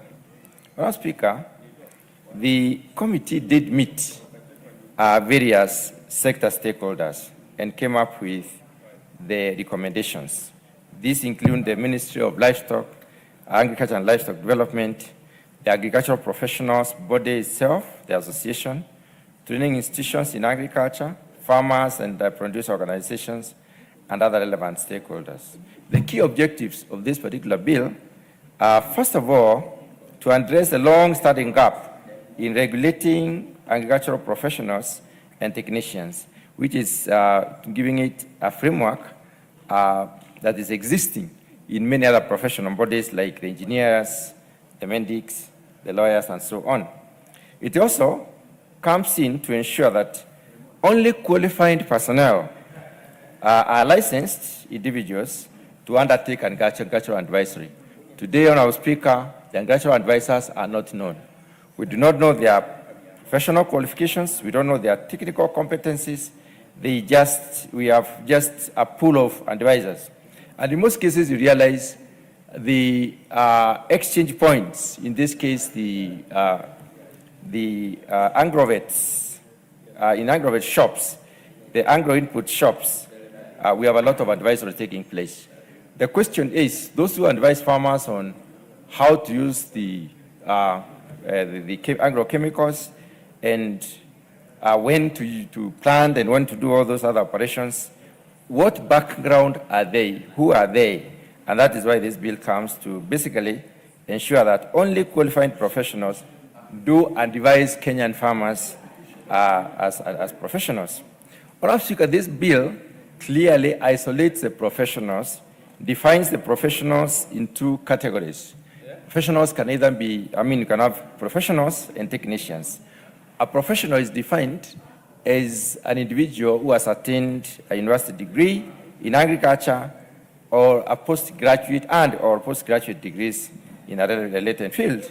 And a technician is any person who has been able to do a certificate in agriculture or related field or a diploma in such a field. It will also ensure that only qualified individuals, therefore, it will ensure that ethical standards are maintained and upheld, and the competencies are also upheld in due delivery of the agricultural advisory process. It aligns the agricultural sector with the national goals as specified in the Vision 2030, in the agricultural sector transformation and growth strategy, and also in the current government strategy, which is the bottom-up economic transformation agenda. Honourable Speaker, this bill basically comes in to organize professionalism in a very important sector, the agricultural sector. Agricultural sector is the sector that basically is the mainstay of this economy. We talk about agriculture being the backbone of the economy, because most of the foreign exchange earnings are from agriculture. Most of the jobs are from agriculture. Most of the food is produced from the sector, Honorable Speaker. Therefore, this very important sector does not have clearly defined professionals to manage the operations post-farm, at the farm level and even post-farm. The bill cuts across from the pre-production, where we have preparation of the production materials, all the way to the plate or to the table. And therefore, it looks at the agricultural product value chain, as it were. Honorable Speaker, despite the immense contributions that this sector gives, professionals and technicians in the agricultural sector are currently unregulated. This bill therefore seeks to fill this particular gap in ensuring that only qualified and licensed individuals for agricultural advisory and technical services are given that particular responsibility. The bill will highlight on some of the issues, including establishment of the Agricultural Professionals and Technicians Registration and Licensing Council, whose function will basically be to register, to license, and to regulate professionals and technicians in the agricultural sector. It also will provide for registration for a registrar who shall maintain annually publish in the Kenyan Gazette a register of all licensed professionals and technicians for transparency purposes, in order to make sure that the correct people are basically given the task. Honorable Speaker, it will also introduce disciplinary measures through the disciplinary committee set in the bill to handle misconduct and also ensure accountability. Honorable Speaker, the bill basically has a broadened scope to recognize other fields within the agricultural sector. And I would like to highlight some of the fields that have been identified in the definition as agricultural. Honorable Speaker, crop production is one of them. Horticulture is another one. Plant breeding is identified as one of the professional, components. Seed technology, agronomy, botany, crop science, crop protection, home economics, agribusiness, food science, farm management, animal production, range management, agricultural economics, agribusiness, agricultural extension, agricultural education, agricultural marketing, agricultural policy and law, floriculture, biotechnology, agricultural engineering, soil and water engineering, soil science, agroforestry, and natural resource management. The reason why I have highlighted some of these specialisms, Honorable Speaker, is because there was a misconception circulating in the social media in trying to indicate that Kenyan farmers will therefore now need to be registered as professionals, and they'll have to be paying fees and levies so that they can practice agriculture. This bill does not touch on the farmers. This bill touches only on the advisors or agricultural professionals who are going to be playing a role in the agricultural sector. Honorable Speaker, agriculture is devolved. Most of it happens in the county today. But when you look at what has happened, agriculture is dying out. We do not have enthusiasm as used to be. Agricultural institutions are dying out. They are disintegrating. Universities are not growing as it is expected. Populations within the agricultural training sector, training component, is also dwindling. The reason is that the importance that the Kenyans have attached to this particular sector, because it has not been given the correct attention. We need to identify professionals so that we can be able to assign them the responsibility of growing the sector, as well as enabling the country to move forward, in order to move from agricultural producers to other sectors that may support this particular economy. When I was speaking at one point in time in this House, a certain member alluded to the fact that agriculture should not be highlighted as one of the key important, or it is wrong to say that agriculture is important, because we need to move from agriculture, we need to leave the GDP support to around 4% or 3% or less, and then look at other sectors. Honorable Speaker, we cannot move. Most of the countries that have moved to 3% agricultural support did move through the transformation, the agricultural, what we call the Industrial Revolution. And the Industrial Revolution was basically triggered through improvements in agriculture, intensification, and the productivity enhancement so that they produce a lot of raw materials and therefore need transformative industries, which drove to the extraction industries that they have today. And that is the path we need to pass as a country. The other issue, Madam Speaker, is that Kenyan agriculture is getting better reorganized. There is investment in the Kenya School of Agriculture. I know there are about 8 Kenya schools of agriculture in this particular country, and this Kenya School of Agriculture will be offering post-technical training, retooling, which will enable the agricultural professionals to become better in service delivery. Just like the Law Society of Kenya, just like the Kenya School of Law does retool the lawyers, then the Kenya School of Agriculture will also be enabling the professionals within the agricultural sector to become better and therefore to be able to deliver the service as it were. Madam Speaker, agriculture is a changing domain. It is changing in the sense that we started with traditional ways of farm practice, using the djembe or the oil and so on, to mechanization.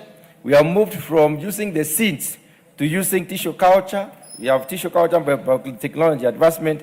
And now, Madam Speaker, we are talking about genetic engineering. So this is a field that is moving.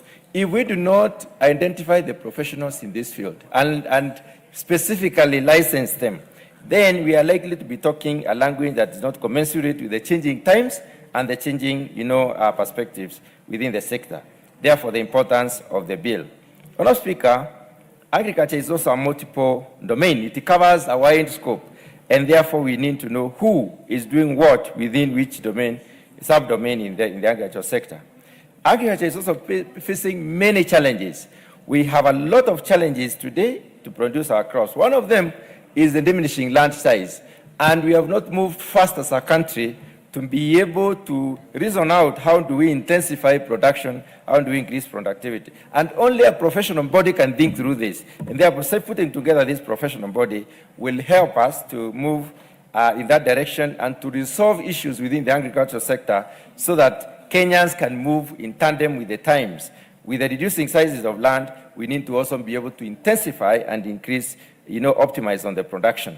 Madam Speaker, as I conclude, I would like to say that agricultural professional bodies is envisaged in this particular bill to be self-sustaining. It is going to be self-sustaining because it is for sure noticeable that most of the agricultural services have been privatized over time. Even if agricultural extension has not been privatized, then we know for the realities that is not really happening. And what has happened is that farmers have had to move to look for professionals to advise them. Madam Speaker, we are also coming up with a bill on the agricultural extension, agricultural and livestock extension, which gives room for these professionals to take up so that they may be able to offer their services as professional individuals or institutions or bodies. And that is why this bill is key in order to identify, register, and basically regulate these professionals. Honorable, with those few remarks, I wish to move and call upon the Honorable Kibagendi to second.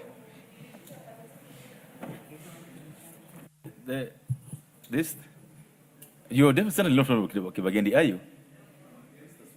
No. Take your seat. The Honorable... Eh? The Honorable Party keep... Oh. The Honorable Party keep... Okay. Yes. I'm trying to check. Thank you, Mr. Speaker. I'm trying to check my board. There are two Kibagendis in So this this house. is the Honorable Patrick Osero Kibagendi. Yes. Go ahead, sir. Thank you, Mr. Speaker. There is the good Kibagendi and the bad Kibagendi. I'm the good one. Only Kibagendis are good Kibagendis. Thank you, Mr. Speaker. Mr. Speaker, sir, I would like to second this agricultural professionals bill. Mr. Speaker, 40% of our jobs come from agriculture. And not only is it the major foreign exchange earner, but Mr. Speaker, from where we have reached now in the agricultural sector, there is a lot of confusion. Mr. Speaker, you will find a farmer has to rely on an agrovet for purposes of advising him on what chemicals to use, and without any professionalism involved, this has really affected our farmers negatively. We would like to see a trained and licensed professionals who can be assisting the farmers. This used to be some time back. We used to have these officers some time back in the 60s and 70s who would go around and advise the farmers on the acidity, the alkalinity of the soil, and you would find that the farmers would rely on them at times before planting, after planting, and this has been washed away because I think we over-relied on the counties for these professionals. So, Mr. Speaker, this thing cannot be stressed more because the professionalism has been dwindling within the agricultural sector. So, Mr. Speaker, like the chairman has already told us, the issue around farmers, between the farmer and a professional, has been left open to any quacks, anybody who thinks that he knows anything to do with farming, to do with herbicide applications. It has been left to quacks. So it is time that this profession was regulated and we have licensed officers to be advising our farmers. A case in point, quality definitely is dependent on the soil, the way you pluck your tea, and the upkeep up to the time it goes to the factory. Now, these same issues can be related to the agricultural professionals bill because if we had people to advise the farmers, the time of application of fertilizer, when and where, we would not be where we are because we can see the farmers, especially the farmers of the west of the Rift, are really complaining. They are saying the T-bonuses they got, something was totally wrong. In fact, it is now even becoming political. So we want to support this particular bill and get totally trained professionals who will be the link between the farmer and the shops, the various shops that can give professional advice at times that they are needed. So, Mr. Speaker, I beg to second, and thank you, Mr. Speaker. Honourable members, I therefore propose the question that the Agricultural Professionals Registration and Licensing Bill, National Assembly Bill number 19 of 2024, be now read a second time. The Honourable, start with the Honourable Member for Matayos, the Honourable Danga. Honourable Speaker, I want to, from the beginning, support this bill on the licensing and the regulation of agricultural and livestock professionals. Mr. Speaker, this is a bill that should have come much earlier. We remember very well in the early years, 60s, 70s, when Kenya was booming with agriculture, when manufacturing was booming, there were those extension officers under the ministry, and they were doing a good job. They had even the pickies and everything that would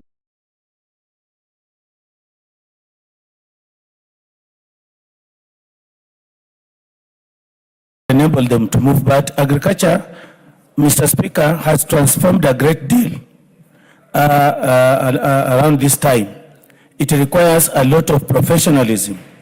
Agriculture, like the chair said in the beginning, gives Kenyans about 40% of jobs. And this is the kind of sector that cannot be left just to everybody, to the quacks, to the agrovet owners and so on for advice a lot of times. And we are happy that this bill is coming up. We require to support it so that we have people qualified, licensed, and then retooled, like the establishment of the Kenya School of Agriculture, which has been established, to be able to retool them to give Kenyans the services they require on the farms. At the moment, Honorable Speaker, Kenyans have again reawakened. Many of them, you go outside in the countryside, you find many of them are really in the farms. Food production is increasing, and even other crops, the cash crops and so on. There's a lot, and the Kenyans are taking them up. This House, Mr. Speaker, has made discussed several bills here and made them into acts to make agriculture vibrant again. This kind of sector needs a lot of support, and it cannot be done by just anybody. It must be controlled, regulated, and those people providing those services, advisory services, need to be really professionals. With those few remarks, Honorable Speaker, I support. Apoyata. Thank you. Thank you, Mr. Speaker. I rise to support from onset Honorable Dr. Mutunga for bringing this particular bill, Mr. Speaker. Importantly, agriculture is the backbone of the economy. It contributes about 25 to 30% of GDP, Mr. Speaker. It employs about 70% of the rural population, Mr. Speaker. If you look at the first one, they have a legal framework, Mr. Speaker, to protect farmers. And that's why I stand to support this particular bill, Mr. Speaker. If you look at currently, Mr. Speaker, we have quacks who have been exploiting farmers, Mr. Speaker. And that's why we need a professional body, Mr. Speaker, to protect the interests of farmers, Mr. Speaker, so that farmers can get proper advice, accurate advice from professionals, Mr. Speaker. Mr. Speaker, we have quite a number of youth who are actually in the field of agriculture, Mr. Speaker. With this particular bill, we are going to encourage many professional youth to join agriculture and to earn properly within agriculture as a sector, as a field, Mr. Speaker. Mr. Speaker, through the bill, we'll be able to enhance service delivery and productivity within agriculture, Mr. Speaker. And that is why it's important, it is timely to have a professional body, a legal framework to protect and advance agriculture, Mr. Speaker. Kenya, we have Vision 2030, Mr. Speaker. This particular bill aligns with that Vision 2030, Mr. Speaker, whereby agriculture as a sector is actually envisaged to be able to grow, to be able to have a country where food production can actually be at the same level with what we have in the first one, Mr. Speaker. And that cannot be attained unless we have a legal body that regulates agriculture as a sector, Mr. Speaker. Importantly, Mr. Speaker, we need to strengthen accountability and oversight within agriculture, Mr. Speaker. And that's why this particular bill, which has been crafted by Honorable Dr. Mutunga, is important because it's going to promote that particular space where oversight within agriculture is enhanced and there's accountability when it comes to do with the matters to do with food production, Mr. Speaker. If you look at our country today, consumer protection, that aspect of protecting what we eat is not well done, Mr. Speaker. And the simple reason is we are lacking professionals within agriculture as a field or as a sector. So having a legal body that regulates how the sector agriculture is being done comes timely, and we need it like yesterday, Mr. Speaker. If you look at other professional bodies, if you talk of building, we have engineers, we have quantity surveyors, they have a professional body. Medics, medical doctors the same way. But when it comes to agriculture, that's not there. Agronomists, animal scientists, all those are not protected because we lack that legal or a legislation that protects them, Mr. Speaker. That's why we need to accelerate this and have the body established like yesterday, Mr. Speaker. We are in a technology world, Mr. Speaker, and innovation within agriculture is needed. And it can only be done when there is legal framework to protect and advance innovation within agriculture. If you look at advanced economics, I would take of Russia, for example, we have technology employed in agriculture by professionals. The same applies with Israel and other countries that have been able to advance accurately and to give them proper evidence-based advice to advance and promote production more so on agriculture in all spheres of agriculture. Thank you, Mr. Speaker. I support. Honorable members, before somebody else catches my eye, the chair's eye, I want to welcome students or pupils from Ilke Lunyetti Primary School, Kajiado East in Kajiado, who are in the public gallery. I also would want to, is there somebody from the Ma community here? I don't see somebody from Kajiado. They have loyal friends. Okay, the honorable learned friend, Karoli Omondi, you can give a very good word of encouragement to these peoples. Yes. Thank you very much, Honorable Speaker. I take this opportunity to welcome the young pupils from the Ma community. I don't know why you identified them as the Ma community, but I believe Maasais are the most special Kenyans. I want these youngsters to live here knowing that. Why do I say so? If it was not for the Maasais, first we would never have had Kenya. The boundaries of Kenya are clearly defined according to the Maasai movement. And they are the most welcoming community and the most beautiful. And the most beautiful people in the Republic of Kenya. And the most friendly. And the least tribal. And Maasais, if Kenyans took the habits of Maasai people and their values, Kenya would be a great nation. I warmly welcome you. I wish you well. We will continue to support all the initiatives in Maasai land that make girls get good education, and we will not forget the boys. Thank you very much. You forgot to add also they are the ones who stopped the slave traders.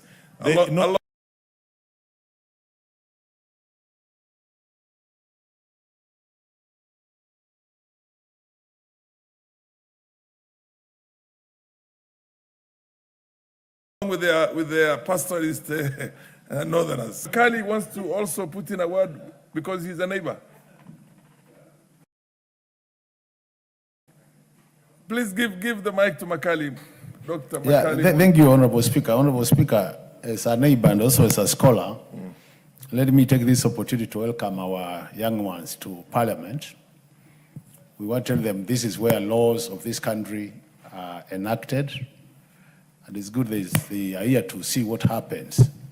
We wish them well in their studies, and I'm sure some of them, their long-term goal is to be seated where we are seated, to continue making laws for this country. So with their teachers, best wishes, and encourage the students to work hard, even though they come from Kajiado.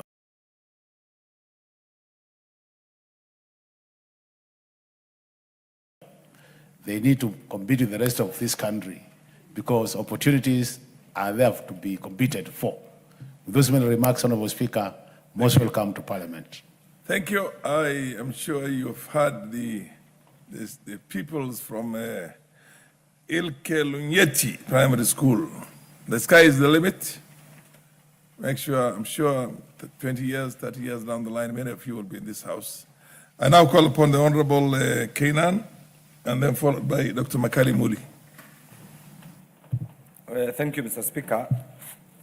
Mr. Speaker, on the face of it, this bill is very good. It attempts to professionalize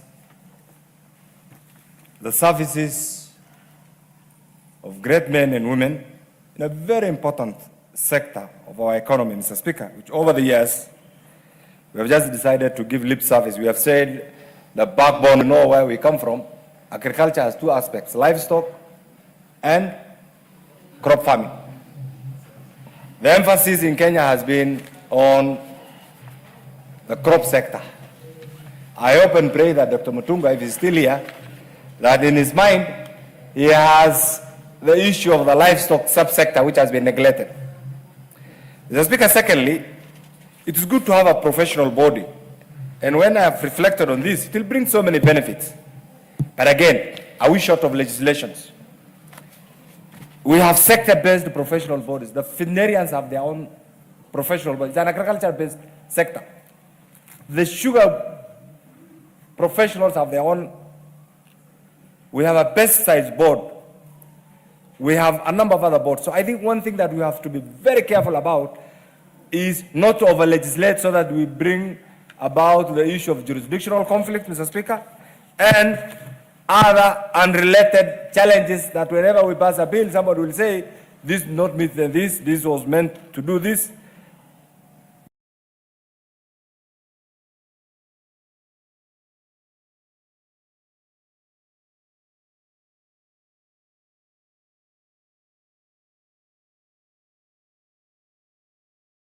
Generally speaking, key professionals in this particular sector to bring about the issue of food security, which is a very important component, Mr. Speaker. Mr. Speaker, the other day I was in Ireland, and shockingly I went to one of the evening coffee place. Our coffee is being used to blend the Irish coffee. And Mr. Speaker, our professionals should have protested in the strongest terms possible at the World Trade Organization, or have had our own brand sold as a Kenya coffee brand. And this is why, Mr. Speaker, the professionals in this particular sector must be ready to support our Kenyan products so that we produce very, high quality products, Mr. Speaker. But outside there, our marketing mechanism has been conflicted, and therefore what is being sold outside there does not clearly project the Kenyan image, Mr. Speaker. And this is one thing that if these professionals really were to work very hard in line with their professions, then Kenya should be self-sufficient, actually, even in terms of food security. Mr. Speaker, the other thing that I know, if this bill is passed, the issue of promoting environmental sustainability is a challenge right now. It's something I'm told by January, the EU has decided to open the first, Mr. Speaker, climate-friendly, climate-supportive financial institution, Mr. Speaker, south of Sahara in Nairobi. That is a major achievement. But are we ready, again, to take the advantage of that particular facility? Mr. Speaker, the other bit is we must be innovative. The world has changed. And therefore, these professionals, once put under that umbrella organization, will be the drivers of innovation. And that's what this sector actually requires. Because the issue of land scarcity, the issue of environmental challenge, Mr. Speaker, all these issues can be circumvented, Mr. Speaker, if there is innovation. And therefore, these professionals, once hoping that this bill now will be subjected to critical public participation, that is the other bit that we expect from our agricultural professionals, Mr. Speaker. The other thing is job stability. You have decided to become an agricultural economist, Mr. Speaker. And therefore, in your mind, when you choose that profession, there must be job stability. That job stability can only come if you understand what you do, and there is a bit of regulation, Mr. Speaker, and continuity. And this is one of the things that I hope and pray that this bill attempts to achieve, Mr. Speaker. The other bit, Mr. Speaker, is the issue of career diversity. You can't be static. You have been trained as a veterinarian. You must also be familiar with the other aspects of your job. That can only come if we have a professional body that can prepare, can mentor, can bring about change. Not only what you have got through the raw academic platform, Mr. Speaker, but also what you have got through environmental influences, through other friendly means, Mr. Speaker, and this is one thing that has been lacking, Mr. Speaker. Mr. Speaker, you must also be prepared to enjoy what you do. Once this professional body, Mr. Speaker, is legislated, you will have a career fulfillment. You will enjoy what you do. There is somebody else who will also tell you, these are the limits. These are things that you have not done, Mr. Speaker. Mr. Speaker, because we all work for a community, whatever we do must have an aspect of contribution to the community, to the outside community. You are an agricultural person, Mr. Speaker. You are a lawyer. Whatever you do must have also an input, an aspect to the society, some benefit to the society. And therefore, I believe once this is done, the Kenyan society in general will see the benefits of this, Mr. Speaker. Mr. Speaker, having said this, I have looked at Section 2, Part 2 of the bill. I see if we don't address this, it's going to be serious jurisdictional conflict. I want to urge the chairman of Agriculture Committee, Dr. Mutunga, who is the author of this bill, Mr. Speaker, to look at it critically so that there's no jurisdictional conflict with other already existing agricultural professional bodies, Mr. Speaker, and they are. So that what we legislate here, because we are legislating for posterity, and I'm sure before you decide to put to a ban a bill, You must have conceived the ideas. You must have contextualized. You must have consulted a lawyer. You must have put it in a parliamentary platform. And finally, that must have given way to the publication of the bill. And all these must be in the mindset of the mover, the originator of the bill. Mr. Speaker, I want him to look at part 2 of the bill along with the other existing legal platform, Mr. Speaker, for agricultural professional bodies so that we avoid the issue of jurisdictional conflict, which has been rampant. This will also help us avoid the issue of duplication of roles.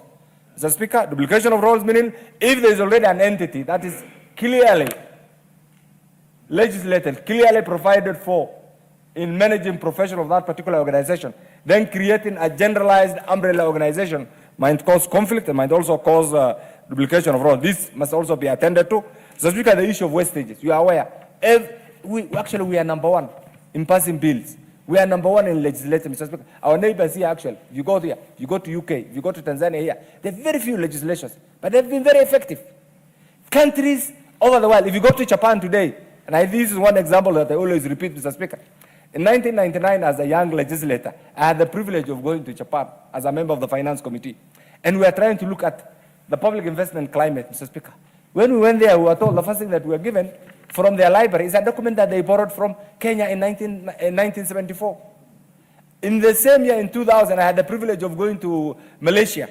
We were also given a document on spatial planning from Kenya, and yet we were going there to benchmark. This era must come to an end.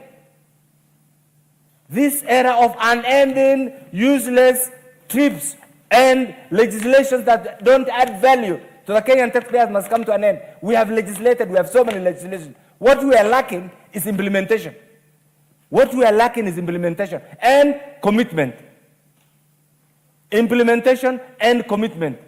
Once we are through with this, I can tell you, we can believe, you know the way we do business in our community. By word of mouth, there's no legislation. Purely trust. Although you are aware right now, that's also slowly getting diminished because of other environmental, other societal changes. This thing, erosion.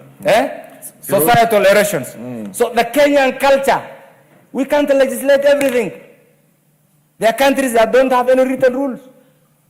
They have societal norms that guide the society. So right now, it's like we are legislating tomorrow. Just some few minutes ago, we were doing something on reproductive health. And I like the way my sister in that particular aspect. Some of the things that sometimes we even whisper when you want to talk about it. She's loud. She talks loud about it. Absolutely, and she's thorough. We are doing the same for agriculture. Tomorrow, my good sister here will bring something else. But holistically, what are we saying? We need to have the Kenyan norm. Whether it's the new norm, the old norm, or a convergence of both. And that is what will take us to the next level. Mr. Speaker, you can see the challenges, the environmental challenges. The world, all over, there is confusion. And Mr. Speaker, can I use the floor of the House to congratulate the newly elected mayor of New York for the dynamism, for the change. And I have followed that, Mr. Speaker, and I was awake last night from 3 until he was declared the winner. Simply because the world is changing. And that change is what we need to see here. And that's what will take us and help us join the League of Developed Nations. I support this. Too bad he cannot run for the presidency of the U.S. because he was not born there. He's born in Uganda. Otherwise, he would have been a front runner even in that race. Yes, the Honorable Makali Muli. You said I'm next, so I'm just waiting for the mic, Honorable Speaker. Yes. And Honorable Speaker, I want to start by really thanking you for this opportunity. And before I get to the subject matter, you know, when I hear Honorable Kenan talk about our culture and how we apply it to today's world, I get amazed because Speaker, in quotes, there is this saying, he says, "Mwacha mila ni mtumwa." We seem to have ignored that saying, and it was a really a saying from wise men. So we've really come with modernization, and we seem to have ignored our culture. At one point, Honorable Speaker, I did work in your region, the whole of Northeastern. I used to do a lot of community work there. And I can tell you for sure, we would say we want 300,000 shillings, and we'll get it in 1 hour. Just because of trust, you know. Your people have really relied on trust. So when I hear the trust bit is getting eroded, I get worried, Honorable Speaker. Let's stick to our culture. Let me come back to this bill, Honorable Speaker. You can't legislate values. Yeah, how I wish we had a way of ensuring they remain. Honorable Speaker, if my memory serves me well,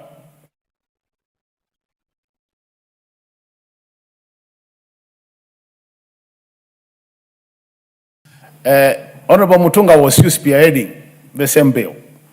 And this bill, the objective is just to have a legal framework which ensures that the professionals in the agricultural sector have a framework to do their work, where we are talking about what is required in terms of qualification, academic qualification, what is required in terms of job training, what it takes to do their work in a more structured way. And that's why I want to support this bill, Honorable Speaker.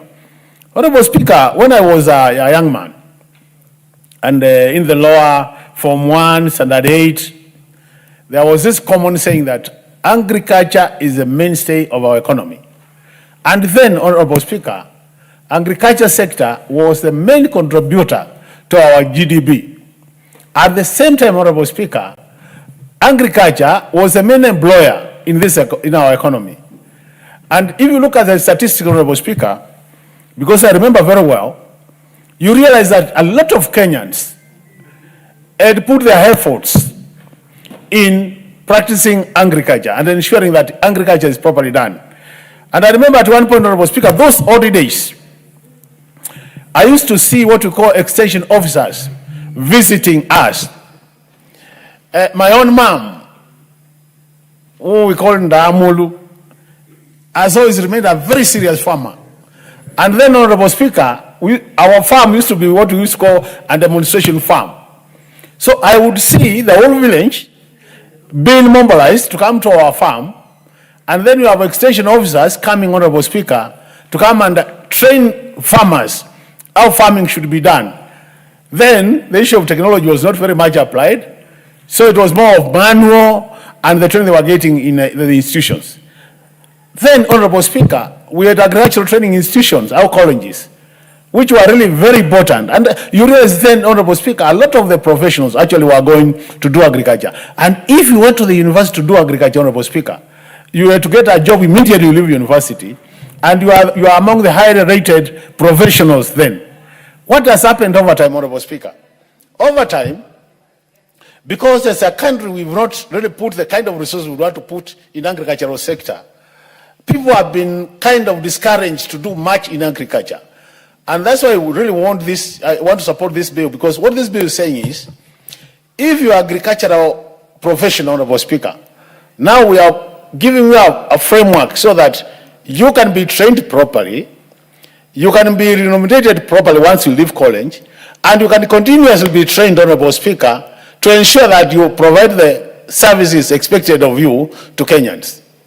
So this bill is very important, Honorable Speaker, and that's why we think we really need to support it as a House. And this time my prayer is that it doesn't get, again, it expires before, with the 13th Parliament, before it is passed to be an Act of Parliament. But there are a few things what we need to observe, Honorable Speaker. This being a professional body, and this has happened with many other professional bodies, the lawyers, the mendics, Honorable Speaker. What we are doing, the current now way of doing things, is to ensure that once we give them the legal framework, Honorable Speaker, then we make sure that in terms of financing this body, then it is self-financing. That the professionals will be paying on a monthly basis or annual basis, so that they are able to meet their budgets without really looking at the consolidated fund, Honorable Speaker. In that case, then, we'll ensure that it's a more stable body which can remain over the years without really relying on the exchequer. That is important, Honorable Speaker. The next important point, Honorable Speaker, is also to make sure that it's only professionals who belong to this body, because we have seen some bodies where there is confusion.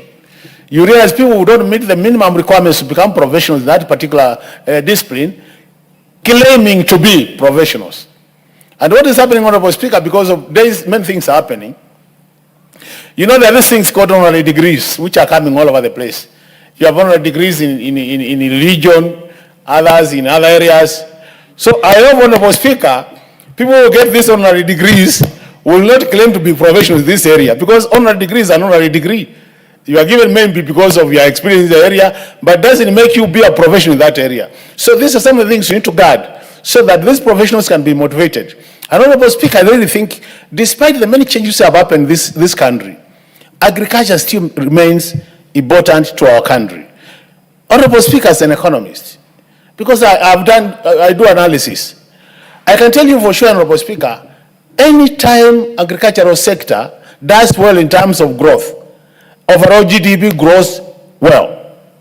It actually increases, which means still our GDP growth is so much dependent on agricultural sector that if we ignore this sector, Honorable Speaker, we remain challenged. And that's why, for me, I believe this idea of relying on rains, what we call rain-fed agriculture, Honorable Speaker, is not the strategic. We need to start thinking about irrigated agriculture. That's why I'm so discouraged when I see, when we are campaigning, we promise so many acres of irrigated land. When we are in the office, we do a quarter of what we are promised, Honorable Speaker. I have in mind what we call the Garana Kulalu of Tanariva, Honorable Speaker. This is a serious irrigation project. I wish we were able to implement it because it will be able to provide food to this country. But you can see implementation has faced challenges, basically because we don't make provisions in terms of resources for that particular important project. So, Honorable Speaker, as we support this, we need to kind of refocus our energies and our efforts and our resources to the agricultural sector so that when this framework is there and we have the right professionals, Honorable Speaker, to provide extension services, then, Honorable Speaker, we can now push our agriculture sector to where it should be. And I want to encourage the county governments, Honorable Speaker, to make sure that even as they recruit, because recruitment has become a critical issue in the county government and very controversial, that they prioritize recruitment of agricultural extension officers, Honorable Speaker, who are professionals, so that our grassroots, our farmers have the necessary technical support to produce for this country, both food and for export and even for business. Honorable Speaker, we cannot claim to be an independent country. We cannot display pride as a country when we are not able to feed our people as a country. So if food security has to be... Of course we are independent, Honorable Makali. We can't claim. I'm saying when you claim you're independent, you can't feed yourself, we start questioning your independence or change. So we are saying respective governments which have been in this country have not managed to feed our people well. And that's why at times we have to start importing food. When our neighbors here, Tanzania, you remember they export a lot of food to us, Honorable Speaker. And this is what we are saying. We have the best agricultural land in the region. We have the best brains in terms of professional expertise, Honorable Speaker. Like where I come from, Honorable Speaker, the Ukambani region. We can produce maize in a year twice. The only thing we lack is water. But over time, Honorable Speaker, I can tell you with the authority because I'm a leader there, we've not been managed to be given enough water to irrigate our farms. Why? Because people want us to, so that we rely on leaf food always. And as a result of that, then they can come back and tell us, vote for us, we'll give you food. We have said enough is enough. As we move to the future, Honorable Speaker, through our county governments, we will ensure that we irrigate our land, we will feed this country as we feed ourselves. So with this many remarks, Honorable Speaker, I want to urge your colleagues that we support this bill so that we put agriculture sector where it should be in this economy. Thank you so much for the time, Honorable Speaker. Let's hear from the other Makali. There are two Makalis, one from the east and one from the west. So this is now Makali from the west. Thank you, Honorable Speaker, for that opportunity to allow me also, Makali from the west, to contribute to this bill. At the outset, Honorable Speaker, I support this particular bill. As has been pointed out by agriculture is the backbone of our economy. It contributes almost 20% of our gross domestic product. 40% of Kenyans are actually employed in the agriculture sector. But as has been pointed out by the mover, Honorable Speaker, this is an area which has lacked a legal framework. Many of our universities, colleges, and tertiary institutions are producing many graduates in this particular sector. But we do not have a proper legal framework that is supposed to govern this particular sector.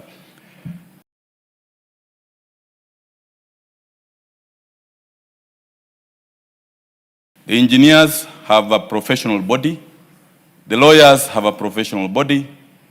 The doctors have a professional body.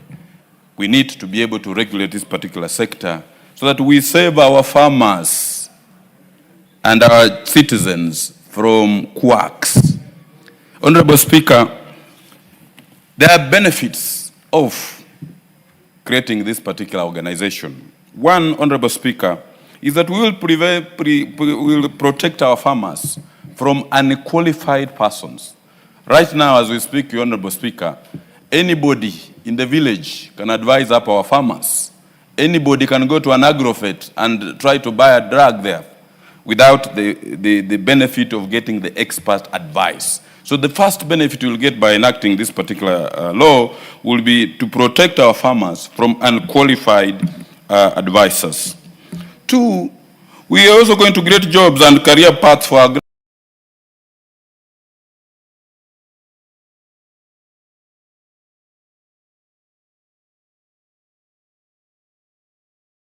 graduates.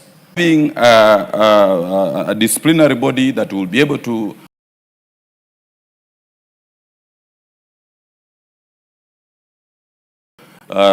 take cases of malfeasance and misfeasance, will be able to create accountability in this particular area. Because I believe a regulated profession is a responsible profession. Equally,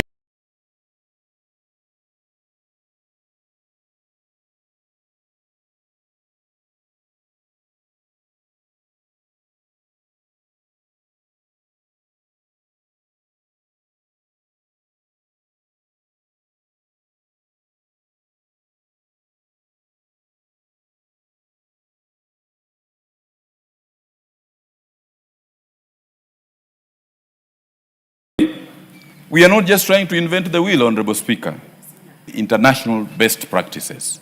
In looking up at this particular bill, I have had to look at what is happening in South Africa, what is happening in Ghana, what is happening in India. All these particular jurisdictions have agricultural professional bodies that actually guide and advise the respective citizens of those particular countries. But on the flip side, after having looked up at this act, at this bill, there are three critical issues we need to look into, Honorable Speaker. One is our Vision 2030 and our youth. It's going to create a licensing mechanism. Most of our youth, Honorable Speaker, when they leave college, they have no jobs. They don't have a source of income.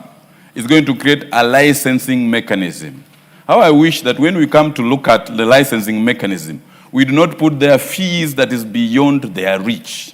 Because I look at some of our colleagues, even in the legal profession, some of them fail to get license for a whole practicing year. They don't get a license because of the fees.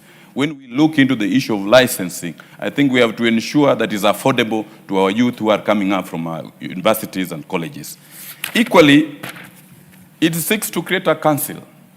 When you look at Schedule 4 of the Constitution, agriculture is basically a devolved function. This bill in its raw form sought to create a national board. We need to be very, very careful because agriculture is a devolved function, and what the national government only seeks to do is to deal with matters of policy. So as we create that national council, we must ensure that the rubber touches the tarmac, that is in the counties, they are effectively represented up on this particular council. Then finally, Honorable Speaker, the bill is proposing that within a period of 6 months after enactment, all professionals need to be licensed. We need to be very, very careful there because 6 months, in my view, is licensed to be able to practice, to become an agriculture professional. What I will tend to think, Honorable Speaker, is that we need to have a structured approach, how we can be able to, for people to transit once the act becomes law. But we must be very careful that as we pass this bill, we do not now license professionals, then that cost is passed on to the farmer or the people to be advised. Because I know once we license professionals, that cost might end up being passed up to the farmers who are being advised. So we must really be very, very careful there about the cost of compliance in this. Otherwise, Honorable Speaker, I support this particular bill and state that the 13th Parliament should be able to go on record as having passed this bill, taking into account that it failed to go through in the last Parliament. Honorable Speaker, I support. Thank you. Honorable Dawood. Thank you, Mr. Speaker. Mr. Speaker, on the outset, I support this bill, but with reservations, Mr. Speaker, because I see the membership of this bill, the Agriculture Professionals Registration and Licensing Bill, the board, the membership is from the Kenya Society of Agricultural Professionals. So I wonder whether there will be any leeway between the two boards, because if there is the Kenya Society of Agricultural Professionals, and then we have again this bill, sorry, how will it? Sorry, the Honourable Member. Yeah, the Honourable Mutunga, I think you need to make that clarification on what he's asking on, even for members contributing later. The Society for Professionals, is it a legal institution or is it a vugu-vugu? What is it?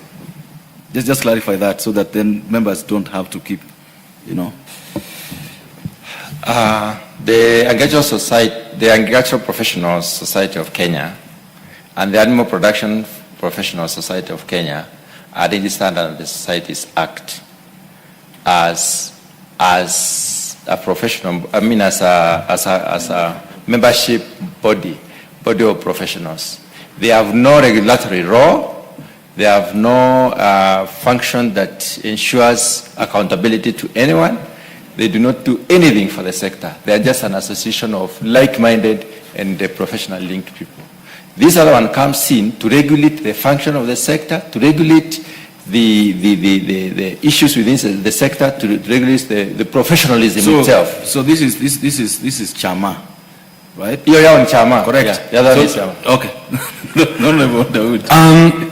In fact, with that explanation, I think the chair has even muddied it more, because if they are not recognized anywhere and they are part of the board, which is going to be board for the Agriculture Professionals Registration Board, and the chairperson of the Kenya Society of Agricultural Professionals will be one of them, and there will be other 5 members who are nominated by that.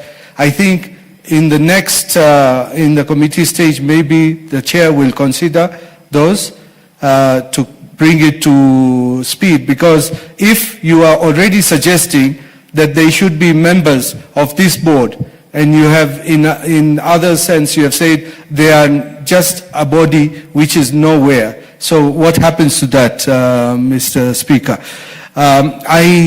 I do not want to debate on that.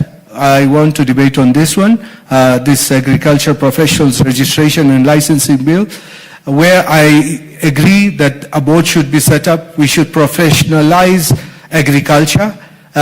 In fact, from the definition of agricultural specialty, I see the first member hopefully will be the degree, the PhD he has. He would be one of the members of this board, and he would be licensed like the others. Mr. Speaker, we need to really professionalize agriculture, because what has happened is countries much smaller than Kenya, or which are not endowed with the good soils and water and everything, they produce more in agriculture than us in Kenya, because we do not have the professionals managing our agriculture. Mr. Speaker, if you go to a country like Egypt, which basically is a dry area, and they still produce a lot. If you go to some of the European countries, they produce a lot of agricultural products, 10 times what we do, and they may be even 10 times smaller than Kenya. And we need to now come up, we need to know where our agriculture went wrong.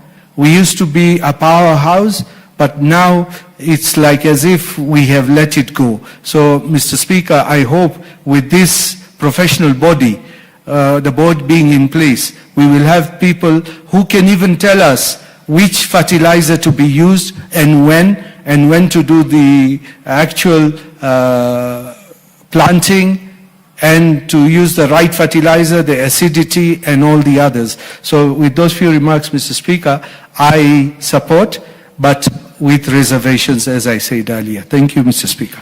Thank you. The Honorable Barto.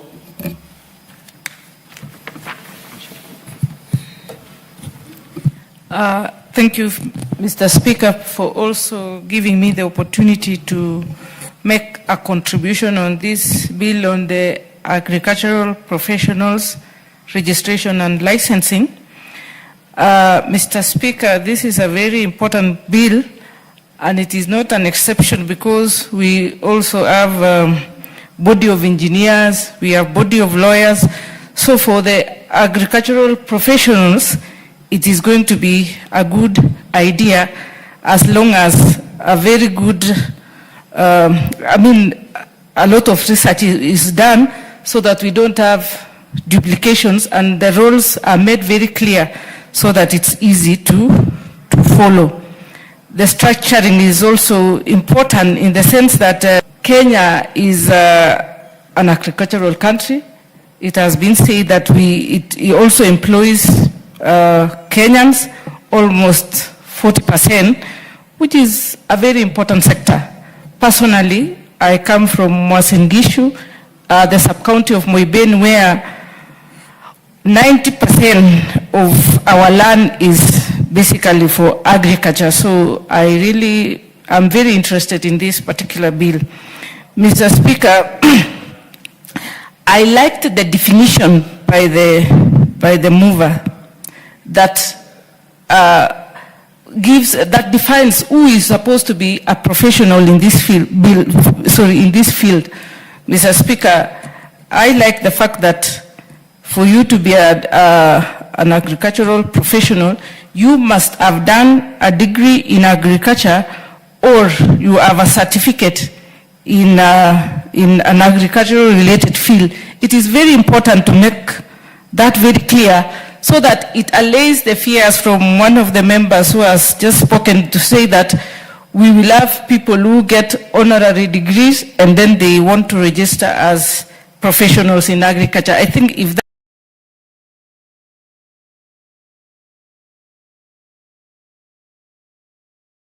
that is made very clear, it will avoid such pitfalls, and the people who will be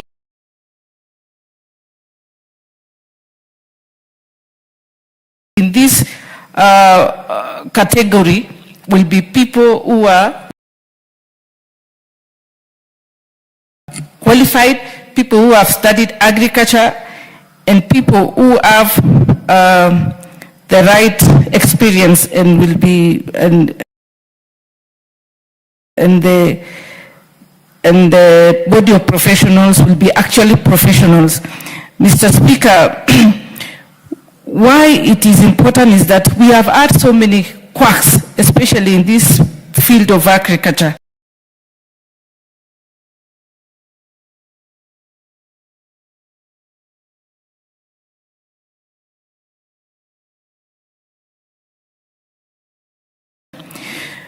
Many a times, even in they are developing curricula and they want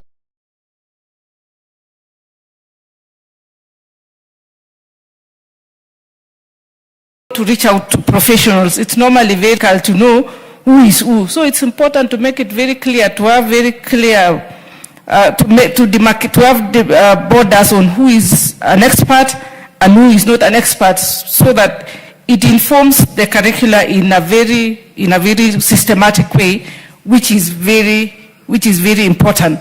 As I said, we have had so many quacks. Like in Moiben constituency, for instance, we grow maize, we grow beans, we do livestock, we do horticulture, but we have so many experts masquerading as agricultural professionals, to an extent that even productivity becomes a challenge.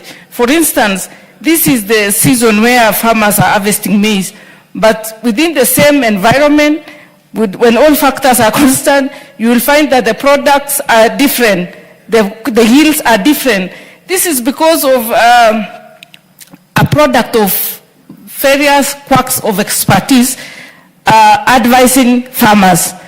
everybody is an expert. They get, they stock chemicals from all over the world. They import, they import from anybody can get a license and masquerade as an expert. And they misguide farmers. They have different chemicals for different seasons, for animal feeds for different animals, for different products, to an effect that even productivity is affected. Maize, the quality, the quantity becomes a problem. For milk, you will find that animals, because of the different feeds they are given, some produce good, some are good producers, some are not. Even diseases, they have different drugs for treating various diseases. Some animals even get treated and they die the same day. So this bill is, to me, very important, especially where I come from, where my people are farmers. They will benefit from the expertise if the agricultural sector is structured. We also need, once this bill is passed and we have a good structure on this professionalism, we will expect to have experts in the field who visit and advise farmers in as much as it's a devolved function, so that they know what is expected of them at all times, so that they are advised on the quality of seeds, quality of food, quality of pesticides, and so on, so that we can actually improve the production, and even employment will go up. Now that we are at 40%, why not? Why can't we pull it even to 50% now that we have a very serious issue of unemployment in Kenya? Otherwise, Mr. Speaker, I support the bill. However, we open to the community, because sometimes when professionals have a body of experts, they tend to be expensive and they charge fee. For instance, sometimes for students to go for internship, they have to pay for they have to make some payments, and sometimes exorbitant payments. For programs to be approved in universities, they normally put some conditions. So to an extent that now, in as much as it is something which is going to be good, it becomes a problem. We have a case in point is the engineering curriculum in some universities in Kenya. We had issues where universities students were not able to graduate even after completing their studies 5 years down the line, because the engineering body of Kenya felt that they did not meet some requirements, some mandatory requirements, yet the Commission of University Education had approved the curriculum. So it became a court battle which took some time. I am not sure even traumatizing for those particular students, because they had completed the curriculum, they needed to graduate and move on, but there was this engineering body of Kenya which was becoming a problem. So we hope that when this bill is passed and we have a structure, we will not have the same burden like the other. It should be a plus for the agricultural sector instead of becoming a burden. Thank you, Mr. Speaker. Those are my sentiments. Thank you. The Honorable Member for Mandera West. Thank you so much, Honorable Speaker. I stand to support this bill, this very important bill. The Honorable Kiara, just take your seat. You'll get a chance to speak on this. Just get your seat here. Oh. Yeah, I stand to support this bill. This is a very important bill, and unfortunately, this bill, even last Parliament, the 12th Parliament, when I was also a member of the Agricultural Committee, was still there, and we are still debating it. And I hope and pray that this time round we shall be the parliament that will make sure this bill goes through and is enacted, because it's very, very important. Agriculture is the backbone of our economy. Agriculture is the one which employs 40% of our employment opportunities in this country. Agriculture, the produce we get from agriculture has been frontline in terms of export, and also agriculture means food security. When you talk of a nation's security, we talk of the security which is the military and the external important securities. And even more important is the food security, because even the military, when they're hungry, they will not be able to protect this issue. And food security is the most important thing that a country like ours can have. We are very fortunate in that we have all that appertains to be excellent producers of food in terms of agriculture. And when I talk of agriculture, I mean the crop agriculture, the livestock agriculture, the fisheries agriculture, and even the bees, which give us the honey. All that encompasses agriculture. This is where we need serious professionals so as to make sure that the right thing is done in order to produce the country, in order to produce food for the country and for export. Of late, it is very unfortunate that there are a lot of quakes in the country. Honorable Speaker, I used to be agricultural officer, a frontline extension officer, and then I went up the ladder, up to an assistant director. And those days, although such laws were not there, things were systematic, agricultural professionals were serious professionals, and productivity was higher than today when the technology has improved, when the number of professionals have increased. Actually, it's doubled and doubled so many times, but unfortunately, our agricultural sector productivity has gone down over the years. This may be attributed, one of the issue that may be attributed to this productivity going down is where there is no regulatory body, and therefore, any Tom, Dick, and Harry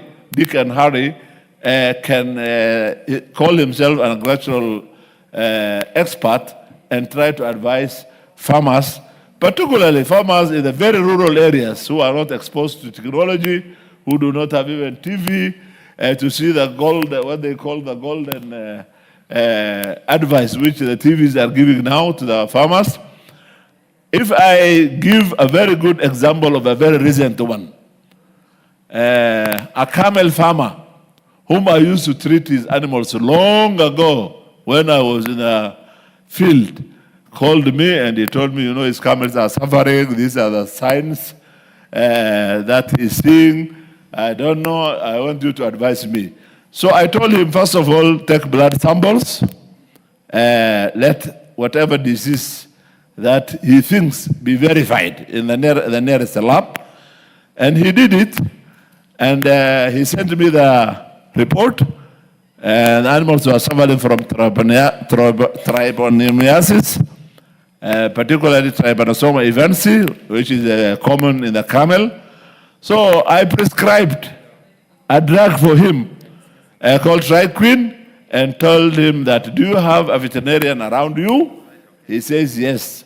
Then he said, okay, buy these drugs, call the veterinarian, let him administer the drug by using subcutaneous, that is under the skin. He said, well and good. He bought a lot of the drugs, picked somebody who said he was an animal health assistant from Haiti, I don't know, and who has been practicing around there. Instead of administering the drug subcutaneously, the guy went and started the intravenous. He administered the drug intravenous. In 2 hours' time, 60 camels were dead. That is a very recent thing. That is an indication showing that unless we have... What is the difference between what do you call sub? Pardon? What is the difference between the two, intravenous and sub what? One is you administer that drug under the skin, that is subcutaneous, and then it goes slowly into the animal system. That is the way that drug was made. But putting it intravenous, that is putting through the vein, direct to the blood, and then hits the heart immediately when the drug is very concentrated and the body has not worked on it. And therefore, the animals died. And therefore, this is because there is no law, such a law, to regulate, to license those people who are professionals. So the quacks take advantage of lack of such a law. So this law is not only very timely, actually it is very late, and we have to fast track it and make sure we protect our country from quacks and from